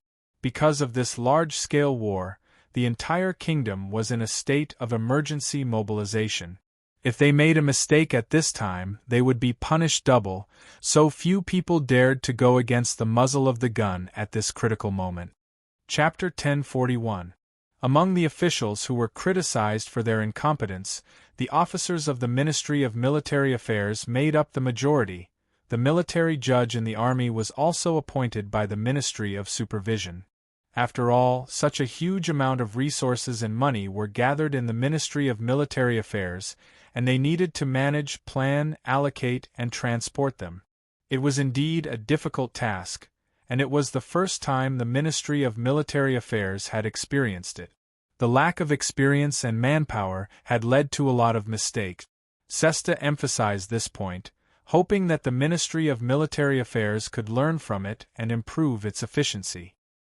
Helos, Felicius, and the other officials of the Ministry of Military Affairs looked calm. In fact, around October last year, they had already realized this problem and took the initiative to cooperate with Mirzas. The finance department sent people to assist the Ministry of Military Affairs in managing and allocating resources, and the situation became much better. Minister of Foreign Affairs Ansitanos, Minister of Education Montodicus, Minister of Medical Affairs Herpes. One by one, they went on stage to make a summary. The last one to go on stage was not a minister but the scepter priest of the Hades temple of the Kingdom of Dionia, Plazinas. In fact, when the Kingdom Assembly was first implemented, the Devers had hesitated about whether or not to let Plazinas participate in the assembly. After all, when the idea that the Devers were the descendants of Hades had been deeply rooted in the hearts of the people of the kingdom, Hades had actually become the exclusive god of the royal family of Dionia, and Hades had become the most important god that the people of the kingdom believed in. The Kingdom Assembly was mainly to discuss the administrative affairs of the kingdom, and to let the human servant of the guardian god of the Kingdom of Dionia be supervised and criticized by the representatives at the assembly was not only an offense to the god, but also disrespectful to the royal family. However, the Devers considered that in any era, religion was a double-edged sword. If there were no restrictions, as time went by, it was likely to override the secular world and threaten the royal power. Moreover, the priests of the Temple of Hades did not only worship the guardian god of the kingdom, but they were also responsible for supervising and regulating the behavior of the priests of the other temples in the kingdom, which naturally included a lot of administrative affairs. After much consideration, the Devers finally decided to let Plazinas participate in the kingdom's General Assembly at the beginning of every year. He would be the last minister of the kingdom to make a conclusion on the first day of the General Assembly. In fact, ever since Plazinas had participated in the conference, he had been asked a lot of questions. Of course, they weren't about the Temple of Hades itself, but about other temples. Ever since its establishment, the Kingdom of Dionia had been a country that believed in many gods. Not only did the Greek gods worship among the people, but there were also gods worshipped by other races.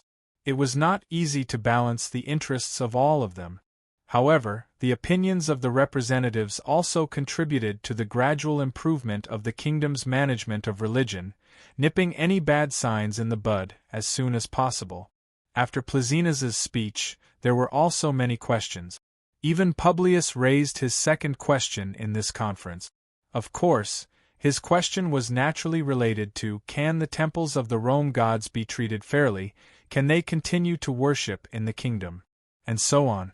Prince Plesinus answered seriously. Although he was not very satisfied, Publius was still a lot more relieved. At this point in the conference, according to the usual practice, the agenda for the day was over. But this time, the kingdom's General Assembly was different. Because it was during the war, the schedule of the entire conference had to be shortened as much as possible to avoid accident. In order not to affect the war, for the stability of the kingdom, and in addition to the busy government affairs, the governors of some important towns in the front lines could not even come. They only sent representatives such as Rome, Catania, Lusnia, and so on. But it was already afternoon, and the representatives had been sitting for most of the day. So, Cornelis announced that the meeting would be temporarily adjourned for half an hour. After eating a simple dinner provided by the Senate, the meeting would continue. The next content was to introduce the governance of the newly occupied territories. Finally, it was Tibullus' turn. It was really a long conference, Publius sighed softly. Such a format of the conference was really an eye-opener for him. Just from the series of summary by the ministers of the Kingdom of Dionia, it could be seen how meticulous and rigorous the governance of the Dionia people were. Perhaps this was necessary to govern such a large kingdom. Publius thought to himself as his stomach growled. He was so focused on listening that he didn't realize that he was so hungry that his chest was sticking to his back. It was the first time he and Tibullus attended the conference. Unlike many of the representatives who were very experienced, they had a full breakfast. Just as he was considering whether to follow the other representatives out of the conference hall, Antares suddenly asked, "Lord Publius, how do you feel after listening to these summaries?" Publius replied without hesitation, "I feel that it is not easy to be a senator or an official in Dionia. The pressure is too great." This was indeed what he felt. That night, the great council hall of Turin was brightly lit, and the people continued to fight. Many of the households in the Turin territories also lit candles, and the desolation of the past was swept away. One after another, the sounds of laughter broke the silence of the night. The first day of the new year was not any celebration day for the people of Dionia, but according to the custom of the previous life, the Devers would always hold a family banquet on this day to say goodbye to the old and welcome the new. As a result, this custom spread in Turin, and the people rushed to imitate it. Naturally, at this time, the residence of the Devers on the Hill of the Kings was even livelier. Not only was it brightly lit everywhere, but the open space in the courtyard was filled with dining tables. The palace guards and servants on duty for the royal family sat in the backyard and the front yard. There was a large table in the hall, where the 2 wives of the Devers, 4 children, as well as the chief of the court, Ribazat, and the slave manager, Molina, sat together. The Devers were not at home, and Agnes did not like to socialize. Banquets like this were naturally hosted by Christoia. Usually, the consort was strict and decisive, always cold as ice, and rarely showed her feminine charm. Today, however, she had a smile on her face as she went to the front and backyard to toast the guards and servants, thanking them for their contributions to the royal family in the past year, and wishing them good luck in the new year. Christoia returned to the hall amidst the gratitude and blessings, and sat on the main seat. Before she could speak, she heard Bryant say, "Mother, when will Father come back? I miss him." "I miss Dad too," Avia said softly right after that. Although Eunice and Apox did not say anything, their longing was evident in their words. It could be said that because the Devers, Clodo Catax and Adoris were still fighting far away, and Cynthia had just given birth to a child and was still recuperating at home, there were fewer people than in previous years. It was inevitable that it was a little lonely. Although the Devers had not had much time to spend with the children due to their busy government affairs in recent years, Christoia was strict with the children, and Agnes was gentle but not passionate enough. Only the Devers could find time to spend with the children, and he was always able to get along with the children, letting them have fun. Now that the Devers had been away for a year, how could they not miss him after such a long time? Christoia was saddened by their words. After a moment of silence, she comforted them in a gentle tone. "Children, didn't you all read your father's letter yesterday? He and your 2 brothers are safe and sound, and they even won a great battle in Sicily. The war will end soon. So now, let us raise our glasses and wish your father and brothers a safe journey and a speedy return, okay?" "Yes," the 4 children replied in unison. Thus, under Christoia's lead, everyone silently prayed to Hades for blessings. "All right, let us toast to celebrate the arrival of the new year." As soon as Christoia's voice fell, the children excitedly raised their glasses of watered wine, especially Bryant's, who held the wooden glass high. Just as he put down his glass, he heard Agnes say faintly, "I wonder how Clotho is doing in Rome? He's never lived alone for so long before." Christoia was stunned. then glared at her with dissatisfaction. She thought to herself, "What's wrong with you, Agnes? I've just appeased these children, and you say that without looking at the occasion. How can we maintain the joyous atmosphere of this banquet?" The whole family missed Clodocatax, but far away in Rome, Clodocatax was not in the mood to miss his parents and siblings on this special night. He was just about to eat dinner when his immediate superior, the Rome construction official Passion, personally came to his door to ask for help. "Lord Passion, are you saying that there's a problem with the stone bridge we built?" After hearing Passion's words, Clodocatax was shocked. "Because it's going to be checked and accepted tomorrow, I asked the engineers to inspect it thoroughly today. In the end, they found that the second pier has deviated, so they immediately informed me. According to their analysis, it might be because the riverbed there is too soft, and the foundation of the piers is not strong enough. It's all because the City Hall was too pressuring us. We didn't do a more detailed survey of the riverbed and make a better construction plan. We just wanted to finish as soon as possible. That's why it's like this," Passion said regretfully.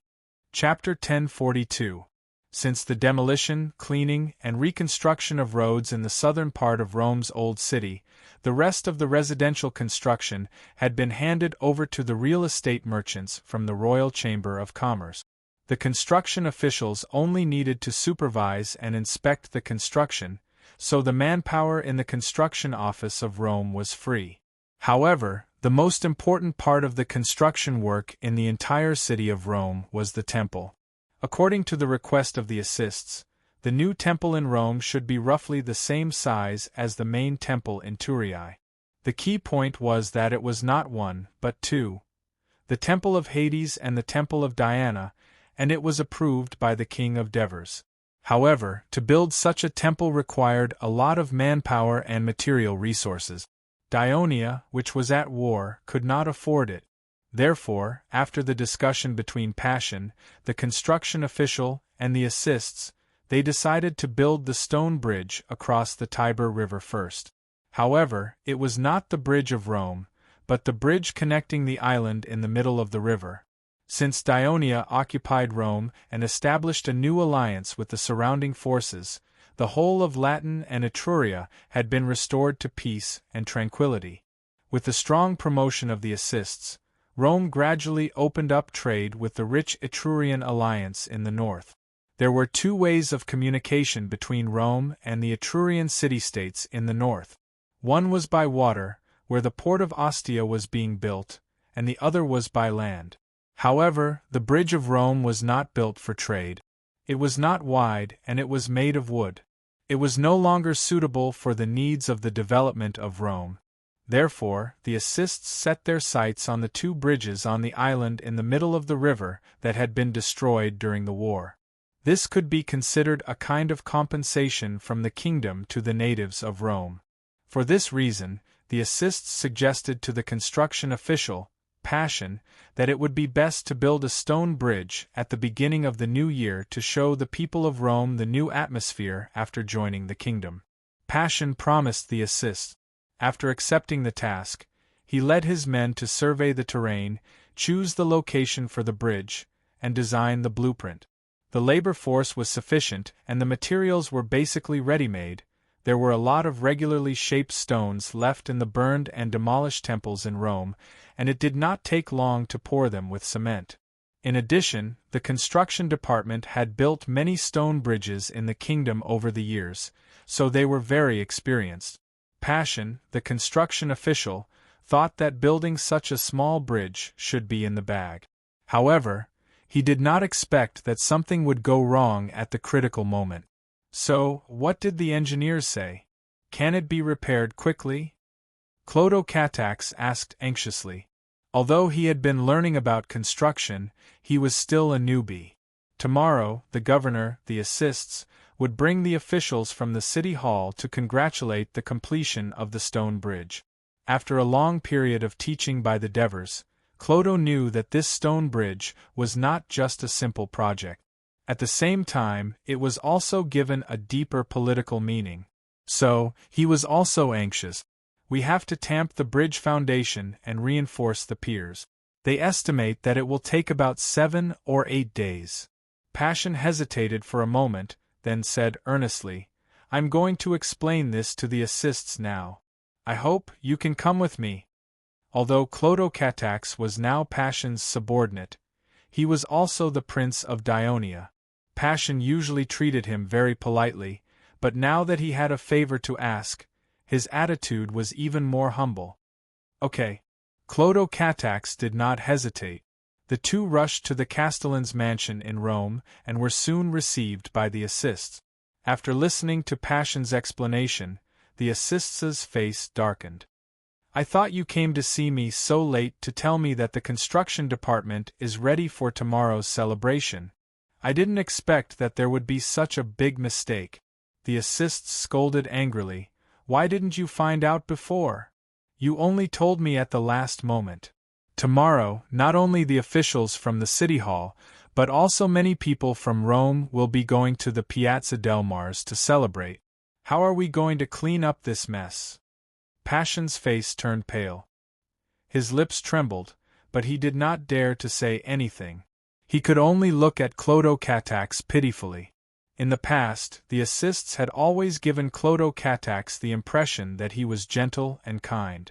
But this time, this important minister of the kingdom showed him his majestic side. Clodocatax bit the bullet and said, Your Excellency. The assists immediately interrupted him. Clodocatax, don't say anything. You just came to the construction department not long ago. This has nothing to do with you. Hearing this, Clodocatax knew that the assists was trying to keep him out of this mess. But because of this, he put aside his worries and spoke frankly. Your Excellency, as a low-level construction officer in the construction department of Rome, I have been following Sir Passion for the past 2 months. I am responsible for supervising the construction of this stone bridge. If something happens to him, of course, I am also responsible. The assists looked at the sincere and guilty Clodocatax, then turned to look at the uneasy Passion.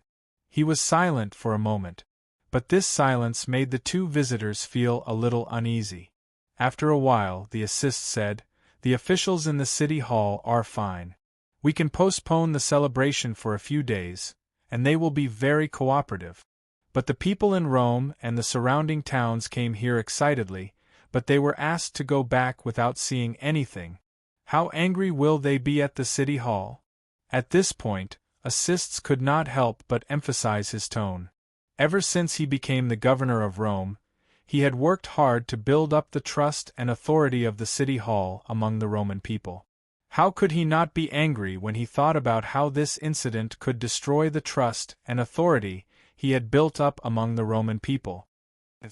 Your Excellency. Passion saw that the assist's tone was a little relaxed, so he immediately said nervously, The ordinary people can't see the tilt of the piers. They will see a complete stone bridge. But we will block both ends of the stone bridge and tell them, for the sake of beauty, the stone pillars on the railings need to be engraved, so they are temporarily not allowed to pass. It seems that you have prepared for this. Should I send you more engravers? The assist sneered and said in a low voice, Thousands of people came from afar and gathered at the Tiber River just to see the stone bridge. Aren't you afraid that they will be angry and cause a riot? Passion was shocked and did not dare to answer. After all, Clodocatax was young and quick-witted. He suggested, Your Excellency, we tourists are used to creating a lively and joyful atmosphere in the new year. Since the people will gather at the Tiber River next to the Square de Mars tomorrow, why don't we take the opportunity to hold a competition? It will not only achieve the purpose of celebrating, but also divert the people's attention. A competition. The assists was moved. He thought for a while and shook his head. Time is too tight. There is no time to prepare. How about fishing? Within a certain period of time, we'll see who can catch the most fish, then we'll rank them and give them rewards. Clodocatax immediately said. The reason why he could give the suggestion so quickly was that in the past, in the early spring, Davos would bring his family to the Kratai River at the foot of the King's Hill to have a family fishing competition. The atmosphere was very warm and happy, which made Clodocatax miss it very much. Although it was not yet early spring, the temperature was slowly getting warmer. The surface of the Tiber River was not frozen, so fishing was not a problem. The assists was a little moved by Clodocatax. After all, the preparation for a fishing competition was relatively simple. All they had to do was sit by the river with a fishing rod. It was easy to operate.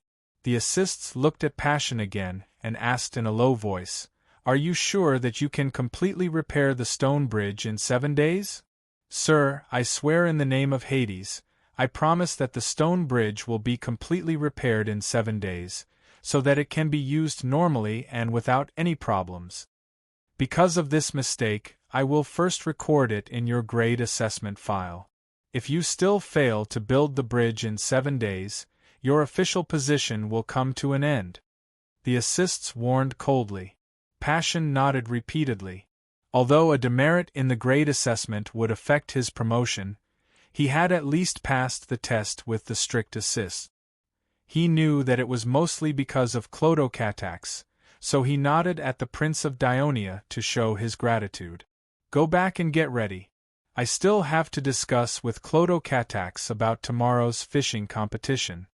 The assists raised his hand to chase him away. Passion did not dare to stay any longer. He hurriedly said goodbye and left. Only the two of them were left in the living room. The assist's expression had also returned to normal. He sighed kindly and said, "Your Highness, you should not have come tonight. Passion dragged you here because he wanted to use your kindness to help him, Uncle Assists." Clodocatax said seriously, "I know Lord Passion's intention, but he is indeed very hard-working. Ever since he took on the heavy responsibility of building the stone bridge, he has been busy from morning to night. I haven't seen him slack off for a single moment. Moreover, he has taken good care of me and taught me a lot. Whether for public or private reasons, I can't let Lord Passion's future be hindered because of this one mistake, because he has indeed devoted himself to his work and wants to build this stone bridge well. No wonder the people call you a kind prince. Your Highness, you are still as compassionate as ever." The assists praised and smiled. 10 days ago, His Majesty wrote me a letter asking about your performance in Rome. I complained to him, saying, "You don't pay attention to your image as a Prince of Dionia. The palace guards have complained many times that you refused their protection.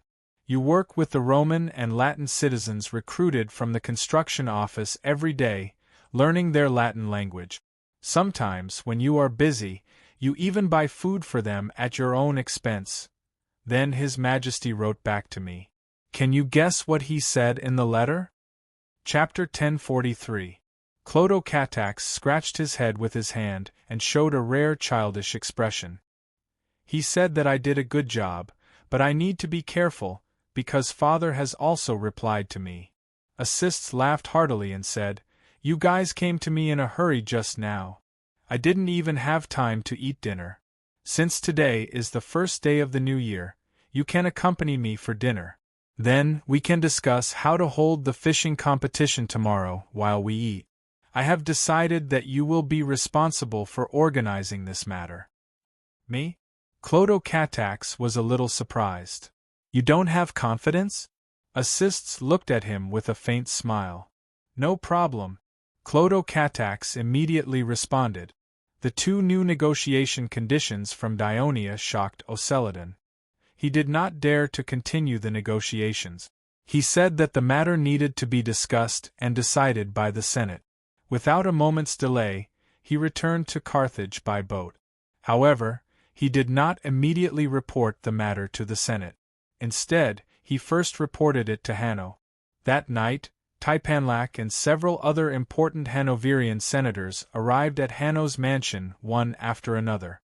When Oceladon repeated the situation of his negotiation with the Dionia in Sicily, everyone's face became solemn.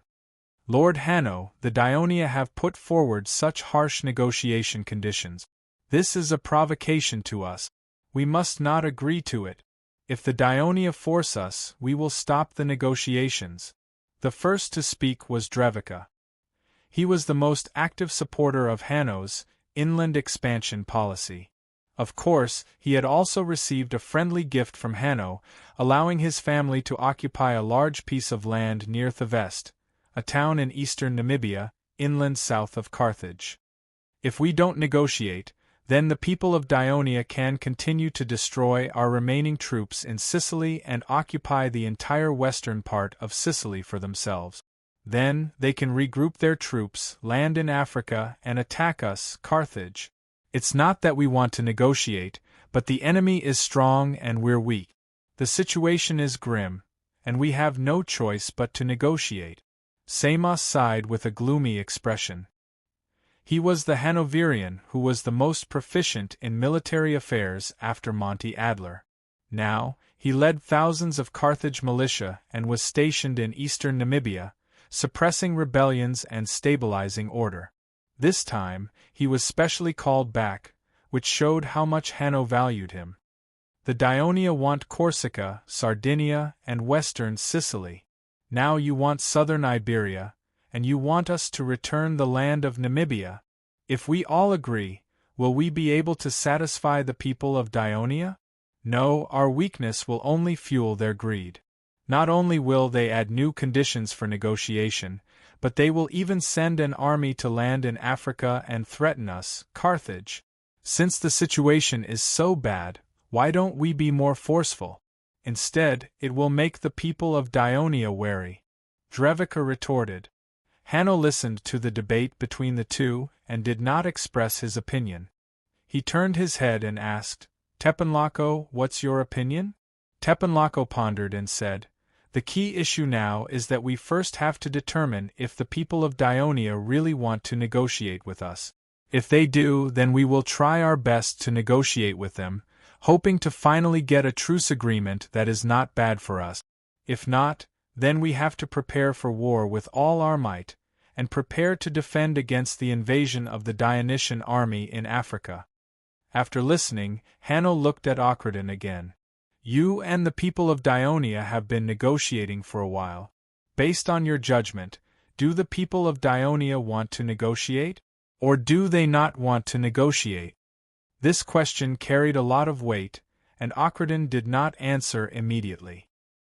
He pondered for a while before saying, During the time I was negotiating with the people of Daionia, I only met their king once at the very beginning. His attitude towards me was still considered friendly. After that, I asked to meet him several times, but I was rejected.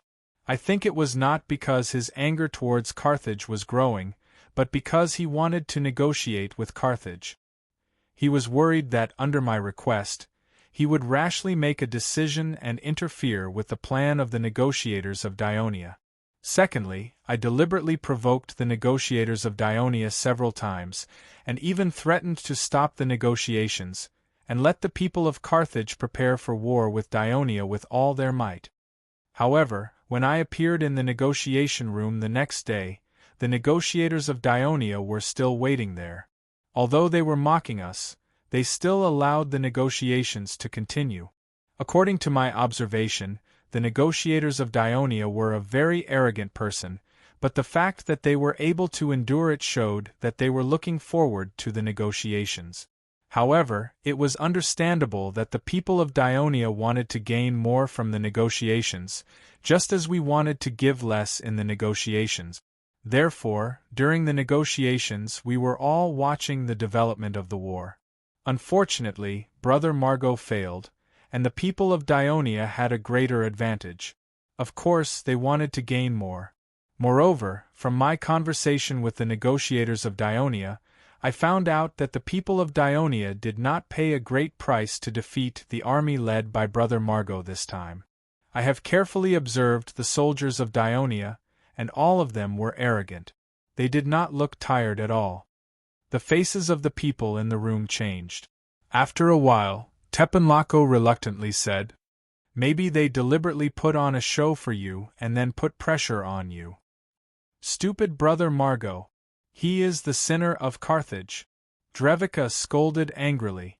Hanno, who was usually at loggerheads with the Magonid family in the Senate, did not reprimand Brother Margot. Instead, he sighed worriedly and said, "Drevika, what you said before was right. The greed of the people of Dionia can be changed.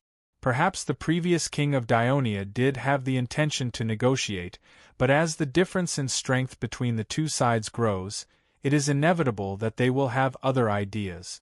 Looking at the current situation, we must admit that the people of Dionia have an absolute advantage in both the navy and the land.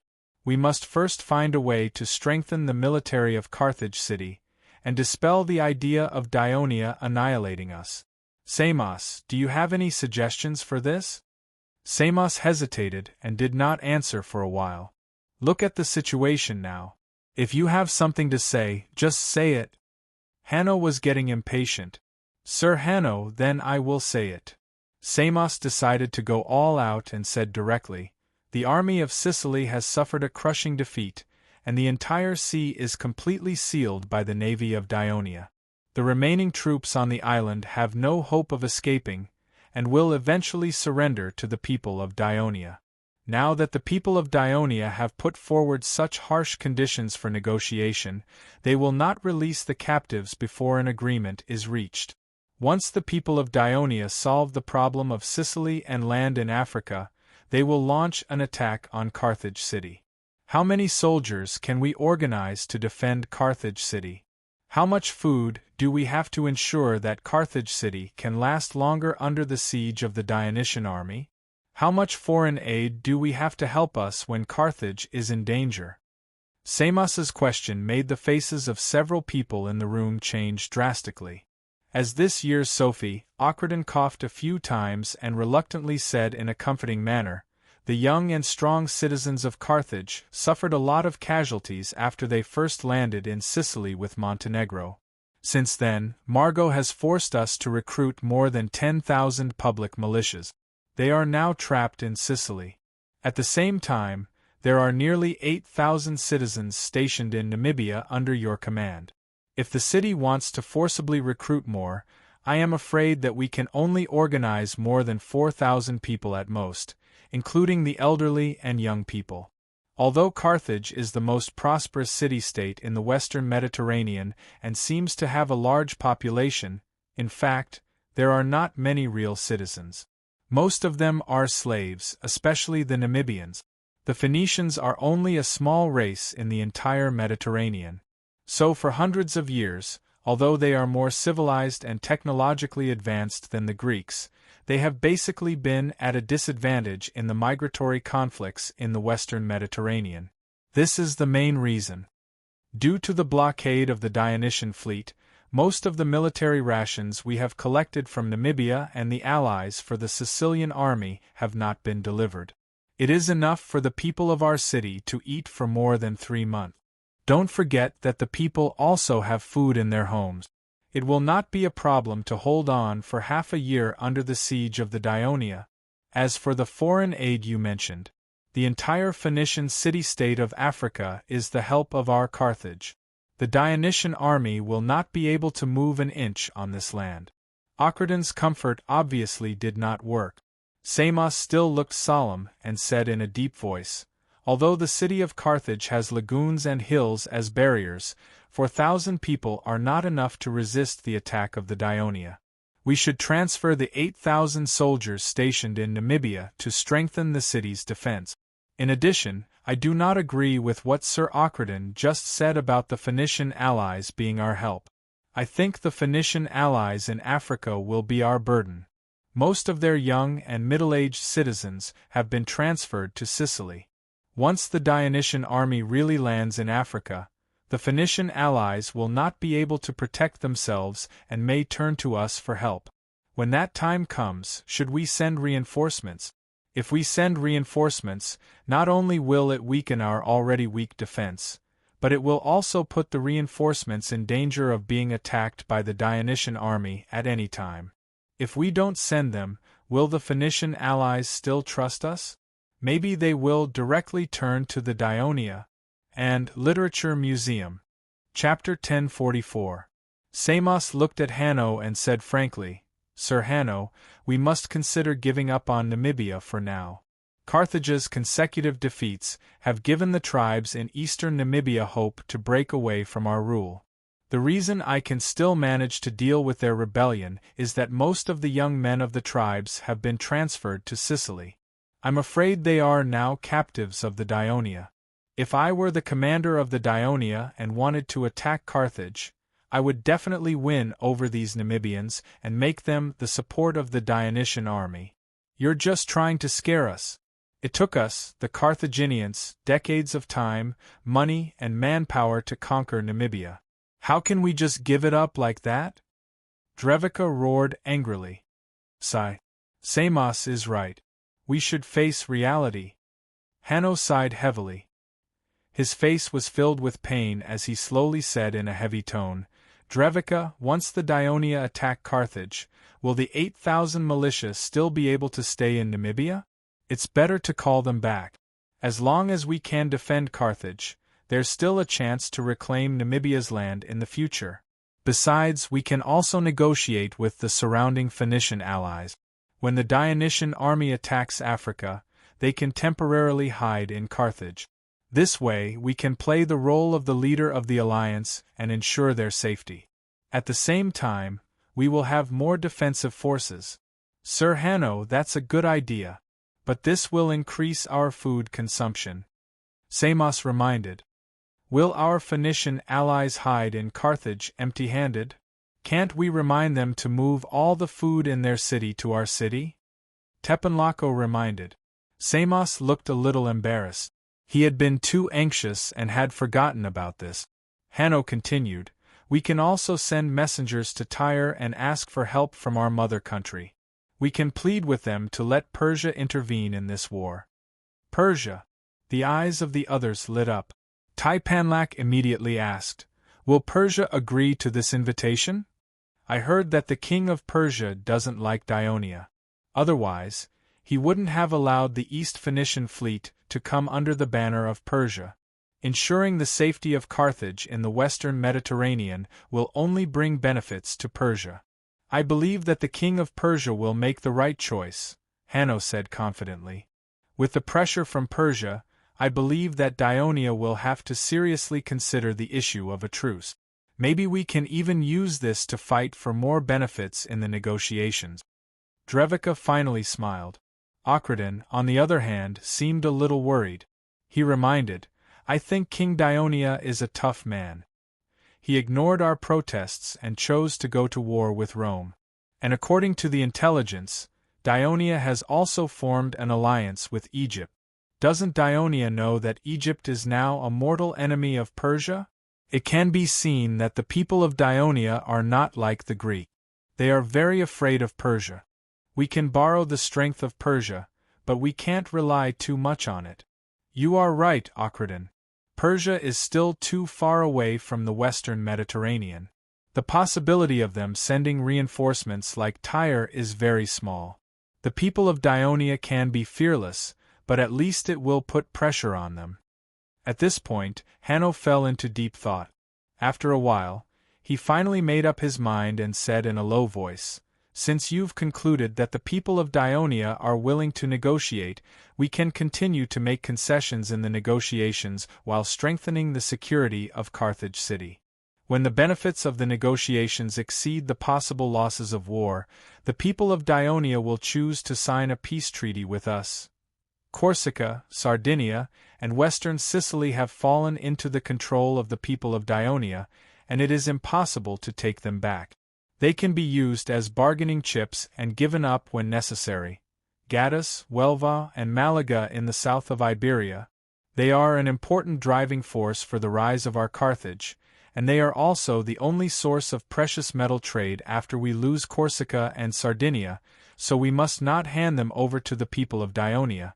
But the other territories in the south of Iberia we can give them up when necessary. At this point, Hanno suddenly became angry. He said loudly, Drevika, you are right, Mago is a sinner of Carthage. His brother Chimilco is also a sinner of Carthage. Chimilco provoked a war in Sicily more than 10 years ago, but he suffered a crushing defeat, which seriously damaged the national strength of Carthage. When the war between Dionia and Syracuse broke out, we, Carthage, could only watch from the sidelines. In the end, we had to sign an agreement with Dionia to maintain peace. And this time, Mago's incompetence ruined our 100,000 troops, and put Carthage in such a dangerous situation. The Maganid family must be severely punished by the Senate. The land they conquered in Iberia, said to be for the benefit of the people of Carthage, has actually become the territory of the Maganid family.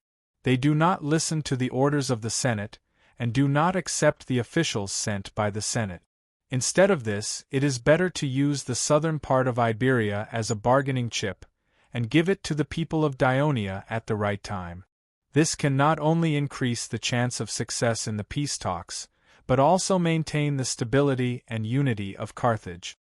Hanno completely blamed the Maganid family for the reason that Carthage fell into such a dangerous situation today. In fact, he was covering up his mistake of being too lenient with Dionia for more than 10 years and not strictly restricting it. For Tepenlaco and Ochraden, because they belonged to the Hanoverian faction, they had no objection to Hanno's decision because they had not gained any benefits from the southern part of Iberia before. Samos had his own views on this because, through the previous war report, he believed that there were a large number of high-quality soldiers in the southern part of Iberia, and they should be retained as much as possible. But he did not say this out loud. After all, he was not a pure soldier. He was the elder of the Hanoverian faction. Saying such words at this particular time would only arouse Hanno's suspicion. At this time, Hanno happened to look at him, causing his heart to jump. Did Hanno see through my thoughts? Samos is right. Now we don't have enough troops to keep the land in Namibia. Why don't we just agree to this condition of Dionia? When our strength is restored, we can take it back again. Anyway, the land is there, and it can't run away. Hanno's tone of voice seemed relaxed, but several people present could feel the pain in his heart. After all, it was he who raised the banner of marching inland, and gathered many elites of Carthage around him. For more than 10 years, he led the citizens of Carthage and seized a large amount of land in eastern Namibia to consolidate his leadership position in the Senate and his reputation among the people, but now everything was gone. Thinking of this, everyone present looked gloomy. The next day, the Hanoverian elders, who had reached a consensus, passed one resolution after another at the meeting: recall 8,000 militia, carry out war mobilization again in the city, send envoys to discuss with the surrounding Phoenician allies, and send envoys to Tyre in the eastern Mediterranean. However, when the two negotiating conditions of ceding southern Iberia and returning the Namibian land were put forward, it immediately caused an uproar. Most of the elders of the Maganid faction and the neutral faction firmly opposed it. They cursed the greed of the people of Dionia and denounced the Hanoverians for betraying their country. The Senate fell into a fierce quarrel and could not come up with a unified opinion. At this time, the situation of the war in Sicily was becoming clearer. On the third day after the Battle of Serenus, the people of Segesta quietly sent envoys to Serenus and took the initiative to surrender. It turned out that among the tens of thousands of defeated soldiers who fled into the city of Segesta, most of them were citizens of Carthage. They regarded themselves as the new masters of Segesta. Not only did they forcibly occupy the houses of the Segesta people, rob them of their food, but they also ordered them around as slaves. The people of Segesta were miserable, so they conspired with the Dionysian army and quietly opened the city gates at night. They worked together from the inside and outside and quickly pacified the defeated soldiers. Back then, Dionysius, the tyrant of Syracuse, led the army to besiege Segesta for more than half a year, but he still failed to conquer Segesta. Now that the tenacious people of Segesta had obediently surrendered to Dionia, this undoubtedly boosted the morale of the soldiers of Dionia. Then, 2 days later, Mazara also opened the city gates to the army of Dionia. It turned out that the defeated soldiers who fled into Mazara were under Hasdrubal's control. At first, their situation was much better than that of Segesta. However, this group of defeated soldiers was mainly composed of Fano infantry, Iberian infantry, Lusitanian warriors, and Celtic warriors. Most of them were natives of Iberia. They were either subdued by Margot's military might or attracted by the generous remuneration, which was why they participated in this war. Now, not only did they not get any benefits, but they were also in a difficult situation because of Carthage's crushing defeat. Naturally, they had other thoughts in their hearts. However, Hasdrubal, who wanted to regroup, did not realize the psychological changes of these natives. Instead, he acted according to the previous military law and severely punished a few Lusitanian warriors who robbed the people of Mazara's food. Originally, he wanted to make an example of them and clean up their military records, but this intensified the conflict, causing the natives of Iberia to mutiny. In the end, Hasdrubal completely lost control of the army. The foreign soldiers respected him as a brave warrior and only captured him as a captive, not killing him. Literature Library. Chapter 1045. The rebellious indigenous warriors occupied the city of Mazara. While looting the entire city, they sent people to negotiate with Daionia. They proposed that as long as Daionia sent them back to Iberia, they would no longer be enemies with Daionia, and they would offer the city of Mazara. The Devers' reply was quite unyielding. They had no right to negotiate with him. Unless they surrendered immediately and unconditionally, their corpses would not be able to return to their homeland even after death. The response of the Devers made the Iberian indigenous warriors angry and afraid. They wanted to kill to dispel the fear in their hearts. Therefore, the looting in the city of Mazara turned into a massacre. The people of Mazara rose up to resist, but how could they be a match for these fierce indigenous warriors? They were about to become ghosts under their blades. Who knew that a group of Lusitanians and Celts would have a conflict because of fighting for food? The conflict quickly turned into a fight, and the fight quickly turned into a chaotic battle. The Celts, Lusitanians, Iberians, and Philo infantry were not under the same command when they were under Mago's command. Their treatment was also different, and there were some conflicts in the first place. Now, in order to obtain more food, so that their own people could have a better chance of survival, they did not hesitate to attack the other races. All the races in the city were involved in this chaotic battle, and there was no way to stop it. Throughout the day, the screams and sounds of fighting in the city never stopped, and the sound could be heard for 10 miles. The scouts of Daionia had long reported the news of the civil strife in the city of Mazara to the Devers. The Devers rejected the suggestion of their generals to send troops to intervene, and only let the scouts continue to monitor the situation. When night fell, the city of Mazara was already filled with rivers of blood, and corpses were everywhere. Because it was dark, the various forces had no choice but to stop fighting, and each occupied a corner of the city, on guard against each other. The weaker Philo infantry naturally gathered with the remaining Mazarans, occupied the port, and began to plot to surrender to Daionia. At dawn the next day, the Iberian natives woke up from their sleep and were shocked to discover that tens of thousands of soldiers in black armor had appeared in the city. They were greatly shocked and suspected that the other party had secretly opened the city gates to let the Dionysian army in.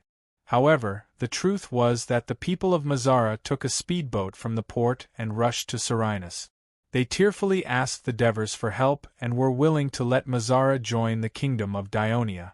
Only then did the Devers order the Sicilian fleet to urgently transport 2 legions of soldiers, and under the cover of the night, they landed at Port Mazara. Yesterday's chaotic battle had already caused many casualties among the Iberian native. Now, the Dionysian army had already appeared in the city, and outside the city, the bugle sounded long and loud, causing smoke and dust to billow. No matter how fierce the Iberian natives were, they had already fallen into a hopeless situation and had no choice but to surrender in the end. Segesta and Mazara surrendered one after another, and Carthage's 100,000-strong army was also completely destroyed. The Devers immediately let Segesta and Mazara send messengers to Alux to persuade him to surrender. Irius, the Phoenician religious center of Sicily, had no choice but to open his doors to Dionia. After Irius surrendered, the Devers led the main force into Lille, the military fortress built by Carthage. In the governor's mansion, he once again held a military meeting. Except for the absence of the 9th Legion commander, Tegthenos, who was far away in Sardinia, all the high-ranking generals of Dionia who participated in the war attended the meeting. Even the 7th Legion commander, Xanthippus, who was stationed in Palermos, which was relatively far away, rushed over. "Your Majesty, congratulations on winning the war in Sicily. You led the army to conquer the entire island and completely drove the people of Carthage out, creating a brilliant record that no one has ever achieved before." As soon as the meeting began, Tormid led all the high-ranking generals to congratulate the Devers in unison. This was obviously beyond the expectations of the Devers. His eyes slowly swept across the faces of the generals.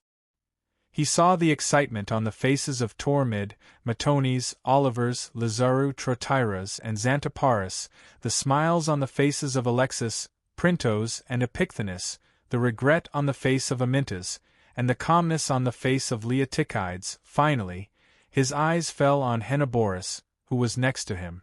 The court clerk seemed to be covering his mouth and snickering because of the surprise on the faces of the Devers. After a moment, the Devers said with a solemn expression, "This victory does not belong to me alone. It also belongs to you outstanding generals, to our brave soldiers, and to all the people of Dionia who have contributed their strength to this war. Without your outstanding command, without the soldiers fighting hard, without the people's full efforts, there would not be today's glorious victory. Here, I would also like to congratulate you, and at the same time, express my gratitude to you." With that, he gave a military salute to the generals present in an extremely solemn manner. Seeing this scene, the generals were stunned at first, then they all stood at attention and returned the salute. Seeing that all of them seemed to be touched by his words, the Devers hurriedly waved his hand again, eased his tone, and said, "Sit down, all of you. If others see us standing like this, I'm afraid they won't think that we are celebrating victory, but that we have encountered a strong enemy and are preparing to fight to the death." Everyone laughed. Even Henneborus joked, "Your Majesty, now in the western Mediterranean, there is no city-state or race that dares to wage war against us, Dionia." These words made everyone present smile proudly. The Devers also smiled slightly, but did not respond.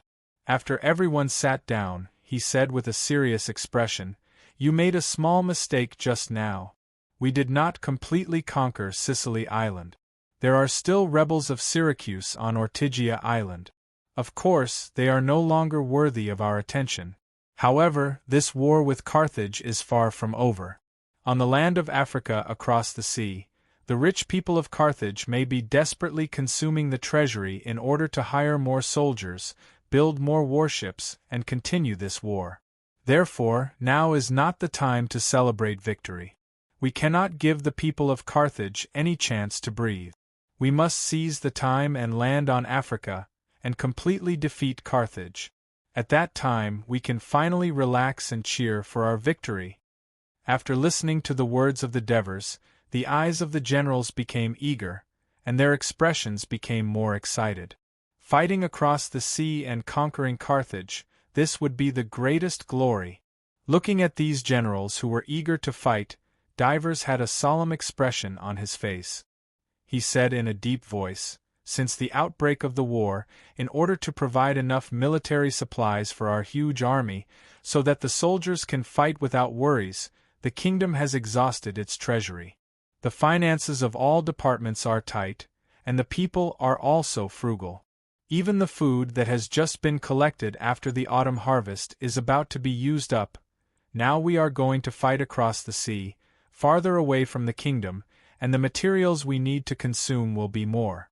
With the current financial situation of the kingdom, it is impossible to support such a large army, so the number of soldiers sent will not be too many, and I do not intend to go with the army.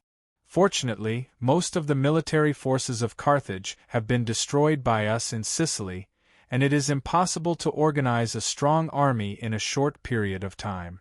Moreover, we have formed an alliance with the East and West Namibians. When the time comes, their army will go to Africa together and fight alongside our army.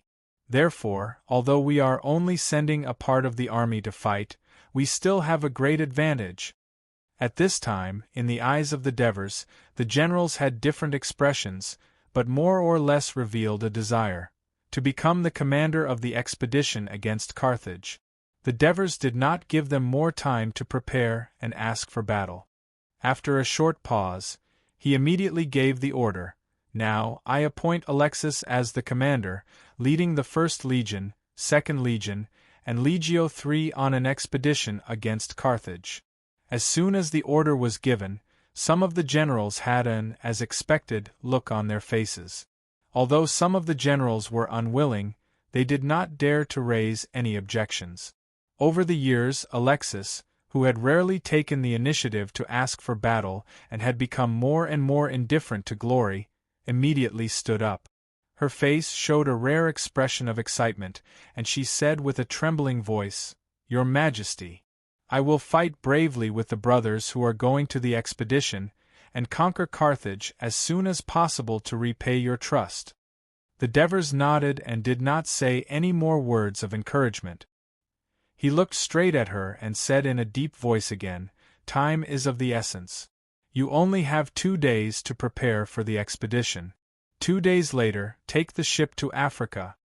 "Yes, Your Majesty." Alexis, Amintas, Matones, and Lazare responded one after another.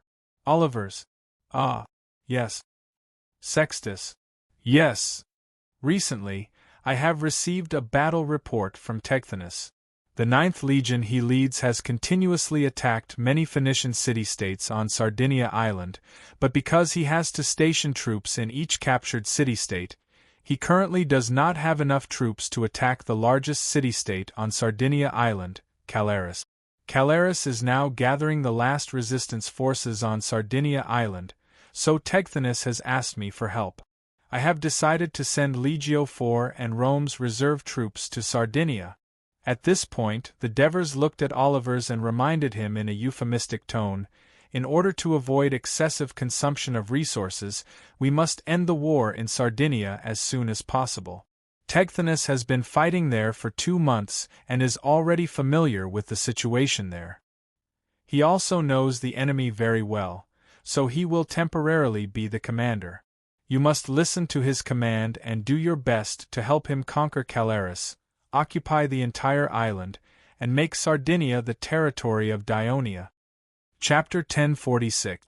Olivers had originally thought that he wouldn't be able to fight a battle, but the Devers' orders made him overjoyed. Although he was a little disappointed that he couldn't be a commander, the Devers had specially explained it to him, which straightened out his mood. He immediately said solemnly, "Your Majesty, don't worry. I will cooperate well with Tecthenos and complete the attack on Sardinia as soon as possible." As a newcomer to the Dionysian army, Sextus naturally had no objections. After the 2 generals received their orders, the other generals who didn't have any missions saw hope.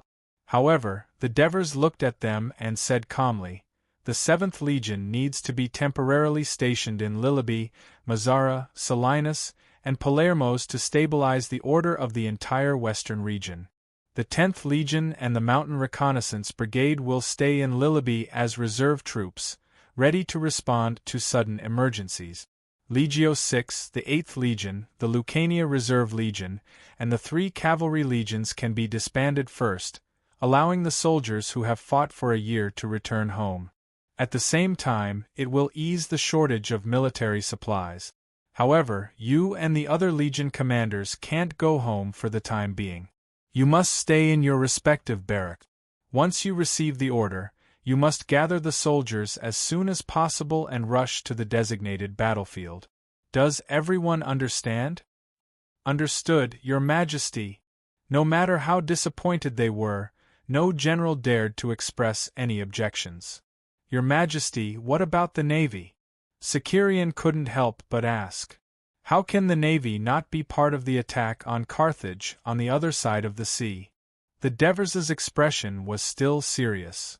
Not only will the Sicilian fleet and the Third Fleet have to escort the expeditionary army safely to Africa, but you will also be responsible for the safety of the transport fleet in the future.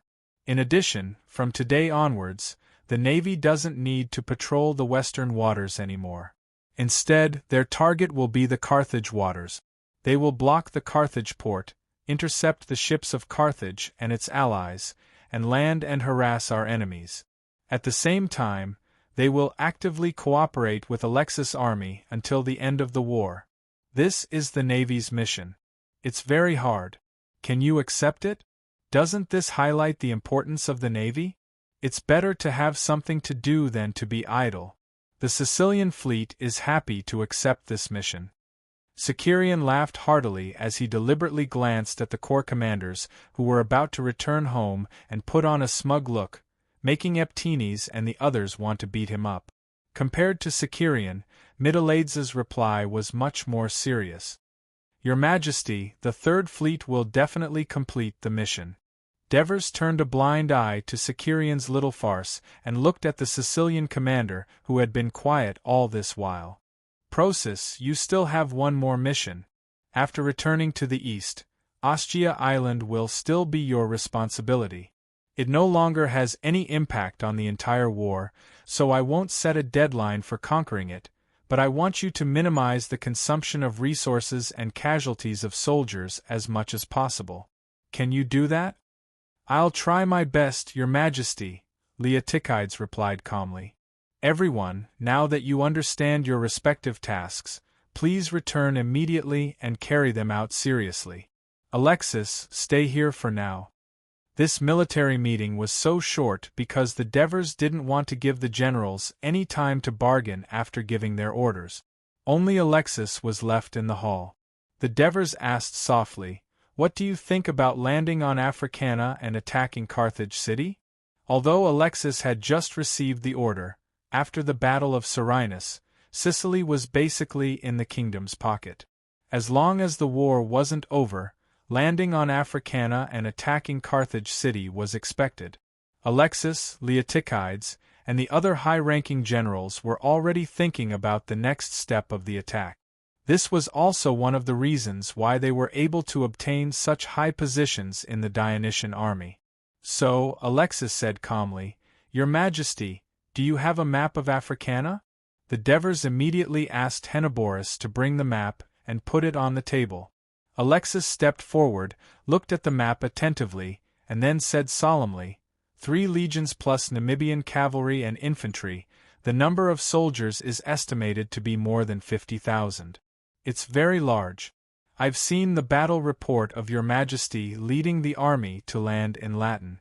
You spent almost a day, and even the 1st Legion and Legio III landed first to stop the Rome's attack. Only then did the entire army safely set foot on the land of Latin. From this, it can be seen that landing is a time-consuming, labor-intensive, and risky military operation. And this time, half of the landing troops are Namibians. They haven't gone through strict training and have never fought side by side with us. Once they encounter an attack from Carthage's people, they are likely to panic and not listen to orders. Not only can they not be of help to our army, but they will also become a burden or even a hidden danger. So, I hope that our army and the Namibian army don't land at the same time. It'll be done in 2 batches. I'll lead 3 legions to land first and set up camp. On the 2nd day, we'll transport the Namibians over. This will not only improve the efficiency of the landing, but also ensure safety. After listening to this, the Devers secretly praised Alexis. It seems that my previous appointment has not gone to her head. She still remains calm. Thinking of this, he nodded and said, "I agree with your suggestion. We can land in 2 batches. Where do you think the landing site should be chosen? Alexis had already thought about it. She then said, although we destroyed Carthage's 100,000 troops in Sicily, I think they still have some strength. If we land near Carthage, they will definitely attack us frantically, which may lead to our failure to land. And if the landing site is too far away from Carthage, it may give the Carthage people enough time to defend. Moreover, I heard that the coast to the west of Carthage is crisscrossed with mountains and hills. This will make it difficult for the landing troops to march to Carthage city. So, the landing site I chose is here. The Devers looked at the place where he was pointing. It was Hadrumetum, the Phoenician city that had once housed the East Phoenician fleet and was later raided and burned by the Sicilian fleet. This was also the landing site that the Devers had envisioned, but he was not surprised. After all, Hadrumetum was indeed a very ideal landing site. The city was located on a long, flat beach, which could accommodate the landing of a large army. The nearby Phoenician city-states were relatively weak and not enough to pose any threat to the landing troops of Dionia. Moreover, it was more than 100 miles away from Carthage, neither too far nor too close. Moreover, it was along the coast, and the terrain was flat and conducive for marching. In addition, the Sicilian fleet had raided there before and was relatively familiar with the sea conditions and geographical environment there. Alexis was one of the best generals in the kingdom of Dionia. It was natural for her to choose Hadrumetum. I agree with your opinion. The Devers nodded and muttered, Alexis, as long as our army can stand firm in Africa and fight steadily, it is only a matter of time before we defeat Carthage. However, I have some ideas on how to deal with Carthage. Please listen to them first. Although the Devers spoke politely, Alexis immediately returned to her seat and said seriously, Your Majesty, please speak. The Devers explained in detail what he had said to Henoboris before, and emphasized at the end, of course, the war is not something we can control. Sometimes, the situation changes far beyond our expectations. As the frontline commander, you can make the most appropriate move according to the actual situation at the time. I said all this just to let you know what to do. Alexis pondered for a while before responding seriously, I understand, Your Majesty. I will try my best to make the war develop in this direction. This was one of the reasons why the Devers chose Alexis as the expedition commander. Alexis had a political mind. She could think and solve some political problems while commanding the war, unlike Amyntas who only thought about war. In fact, after careful observation, the Devers found that although Leotychides was obsessed with the study of war and was not good at communicating with others, he did not only know how to fight. For example, a few years ago, when he led the army to pacify the Sicir people, and when he first attacked West Sicily, some of the political measures he adopted were quite good. But this time, the Devers did not choose him as the commander because he was too inexperienced and didn't have enough prestige to suppress the high-ranking generals who were unwilling to accept him. Before you leave, do you have any requests that I can help with? The Devers asked with concern. Your Majesty, can you send me another person? Alexis took the opportunity to ask. The Devers smiled. Printos? Yes, Your Majesty.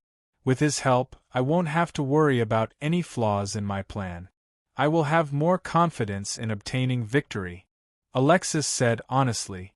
She was not at all worried that the Devers would have the wrong impression that her victory was due to Printos's planning. I promise you, Printos staying with me and Lily is indeed a waste of his talent. The Devers agreed without hesitation, then asked, Do you have any other requests? No. But I have a request for you now. The Devers smiled. Drink a glass of Turii wine with me. I hope you will bring me the news of victory soon. Chapter 1047. Time passed by in a flash. 3 days later, in the morning, thousands of ships set off from the port of Lille, heading south. The reason for the delay was because the wind was strong yesterday, and the wind was from the south. Although there were some waves this morning, the wind was from the north.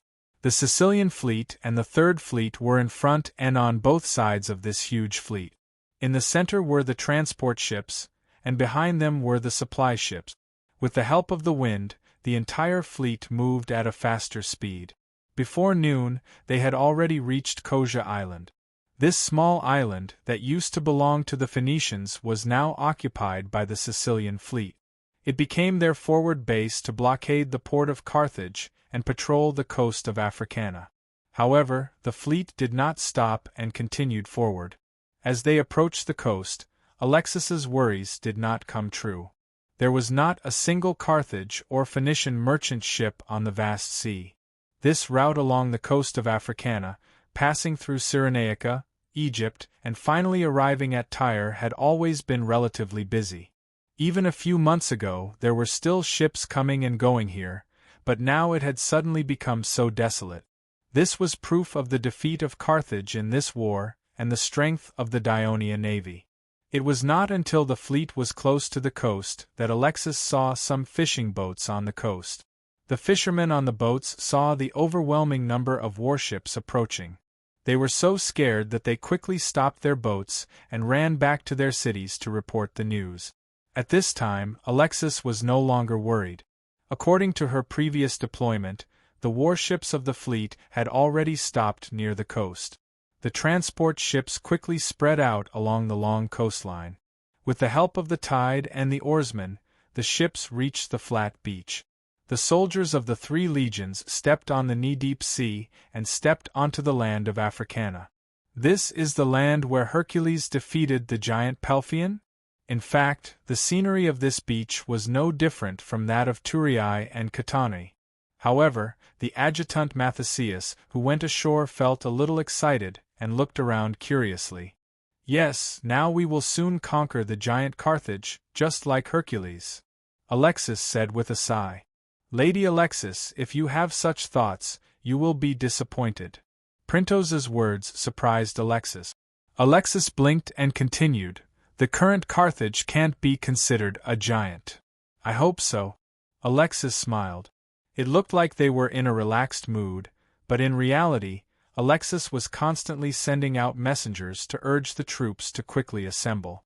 At the same time, she quickly found the scouts who had come ashore and had them immediately investigate the surrounding situation.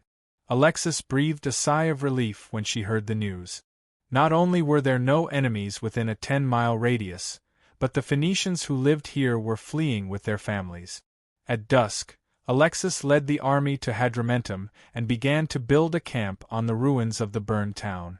It was not until late at night that Carthage received the news that the Dionysian army had landed in Hadrumetum. The quiet city suddenly became noisy. The people were very panicked and confused. A few days ago, news came from Sicily that although the army led by Margo had been defeated, the remaining troops had retreated to Segesta and Mazzara and were still holding on. Why would a large army of Dionia suddenly appear in Hadrumetum? In fact, after Hasdrubal led the remnants of the army to Mazzara, he did send a fast ship out of the port and rushed to Carthage to inform him of the situation in Sicily. But later, because of the chaos in Mazzara, the people were busy saving their lives, and the Dionysian fleet deliberately strengthened the blockade of the port until Dionia occupied Mazzara. Not only did Carthage know nothing about it, even Arius in Sicily was clueless. The situation was grim. That night, Carthage's Senate held an emergency meeting to discuss countermeasures. In addition to deciding to immediately mobilize for war, strengthen the city's defenses, issue orders to the surrounding allies, and transfer reinforcements, they also discussed whether to immediately send envoys to negotiate with the Dionia. This time, the majority of the senators expressed their approval. Only a few Magonid senators, led by Pretacuba, expressed their firm opposition to allowing the cession of new colonies in the south of Iberia as a condition for negotiations. In the morning, the Senate temporarily adjourned. The senators first returned to their mansions, had breakfast, and then returned to the meeting hall to continue the discussion. But when the senators walked out of the meeting hall, there were already many Carthage citizens gathered outside. Some time ago, because the Hanoverian party made the proposal to negotiate with Dionia, they were criticized by the people, and some even accused them of treason. Their days were not too good, but this morning, many people who had already received the contents of the meeting no longer cursed Ocradon, Tepenlaco, and the others. Instead, they targeted the Maganid party, asking Pretacuba to consider the safety of Carthage, to reach an agreement with Hanno as soon as possible, and to send envoys to sign a peace agreement with Dionia. Pretacuba was convinced that this was a trick of the Hanoverian party, and did not respond. In fact, he could not agree to Carthage giving up the colonies in southern Iberia, because it had already become the foundation of the Maganid family.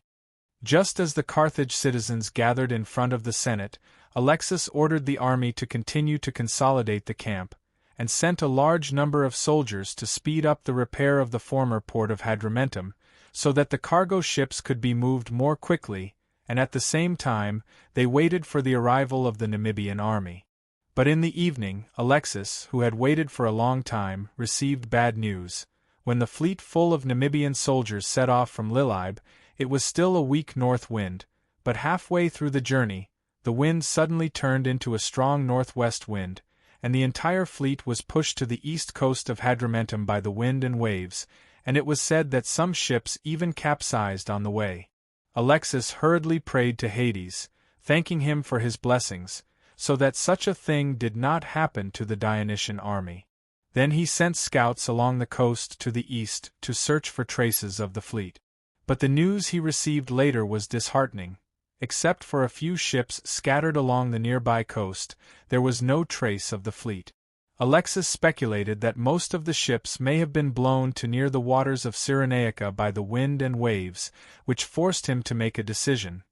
He could no longer wait, he must take the initiative to attack.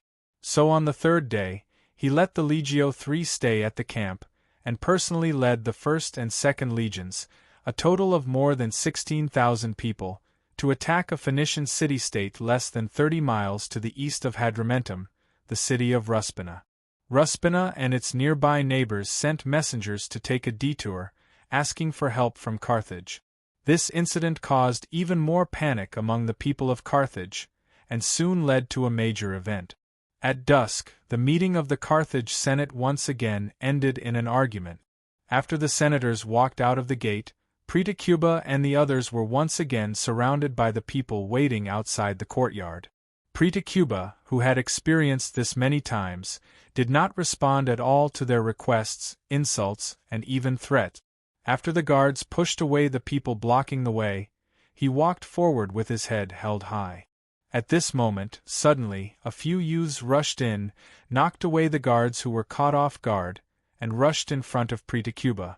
Holding a shining dagger in their hands, they quickly and fiercely stabbed Pretacuba's chest a few times before he could react. The whole process happened in the blink of an eye. When the people around him reacted, Pretacuba was already lying in a pool of blood.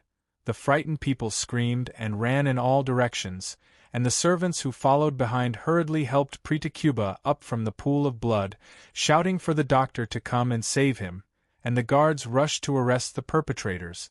The scene was very chaotic.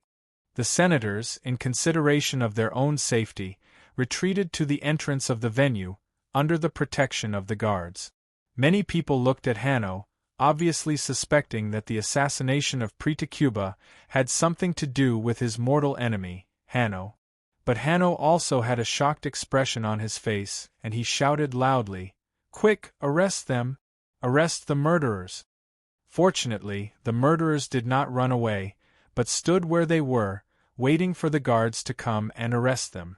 One of them even shouted boldly and confidently, "I am the son of Braca, Urdu. My eldest brother followed Monte Adano and died in battle in Minoa. My second brother was also conscripted to Sicily, and I do not know if he is still alive or not. My father piloted a cargo ship late at night to transport rations for the army in Sicily, and he has not returned yet. My family has already paid enough blood for the war started by the Maganid family. Now that Carthage has encountered so many dangers, it is all because of them." Killing him is not wrong, this is Bar Harmon's oracle. Only this can save Carthage. The other youths also shouted loudly, I am not guilty, this is for Carthage. There were still many people who had not left, and when they heard the shouts of the youths, they felt the same way.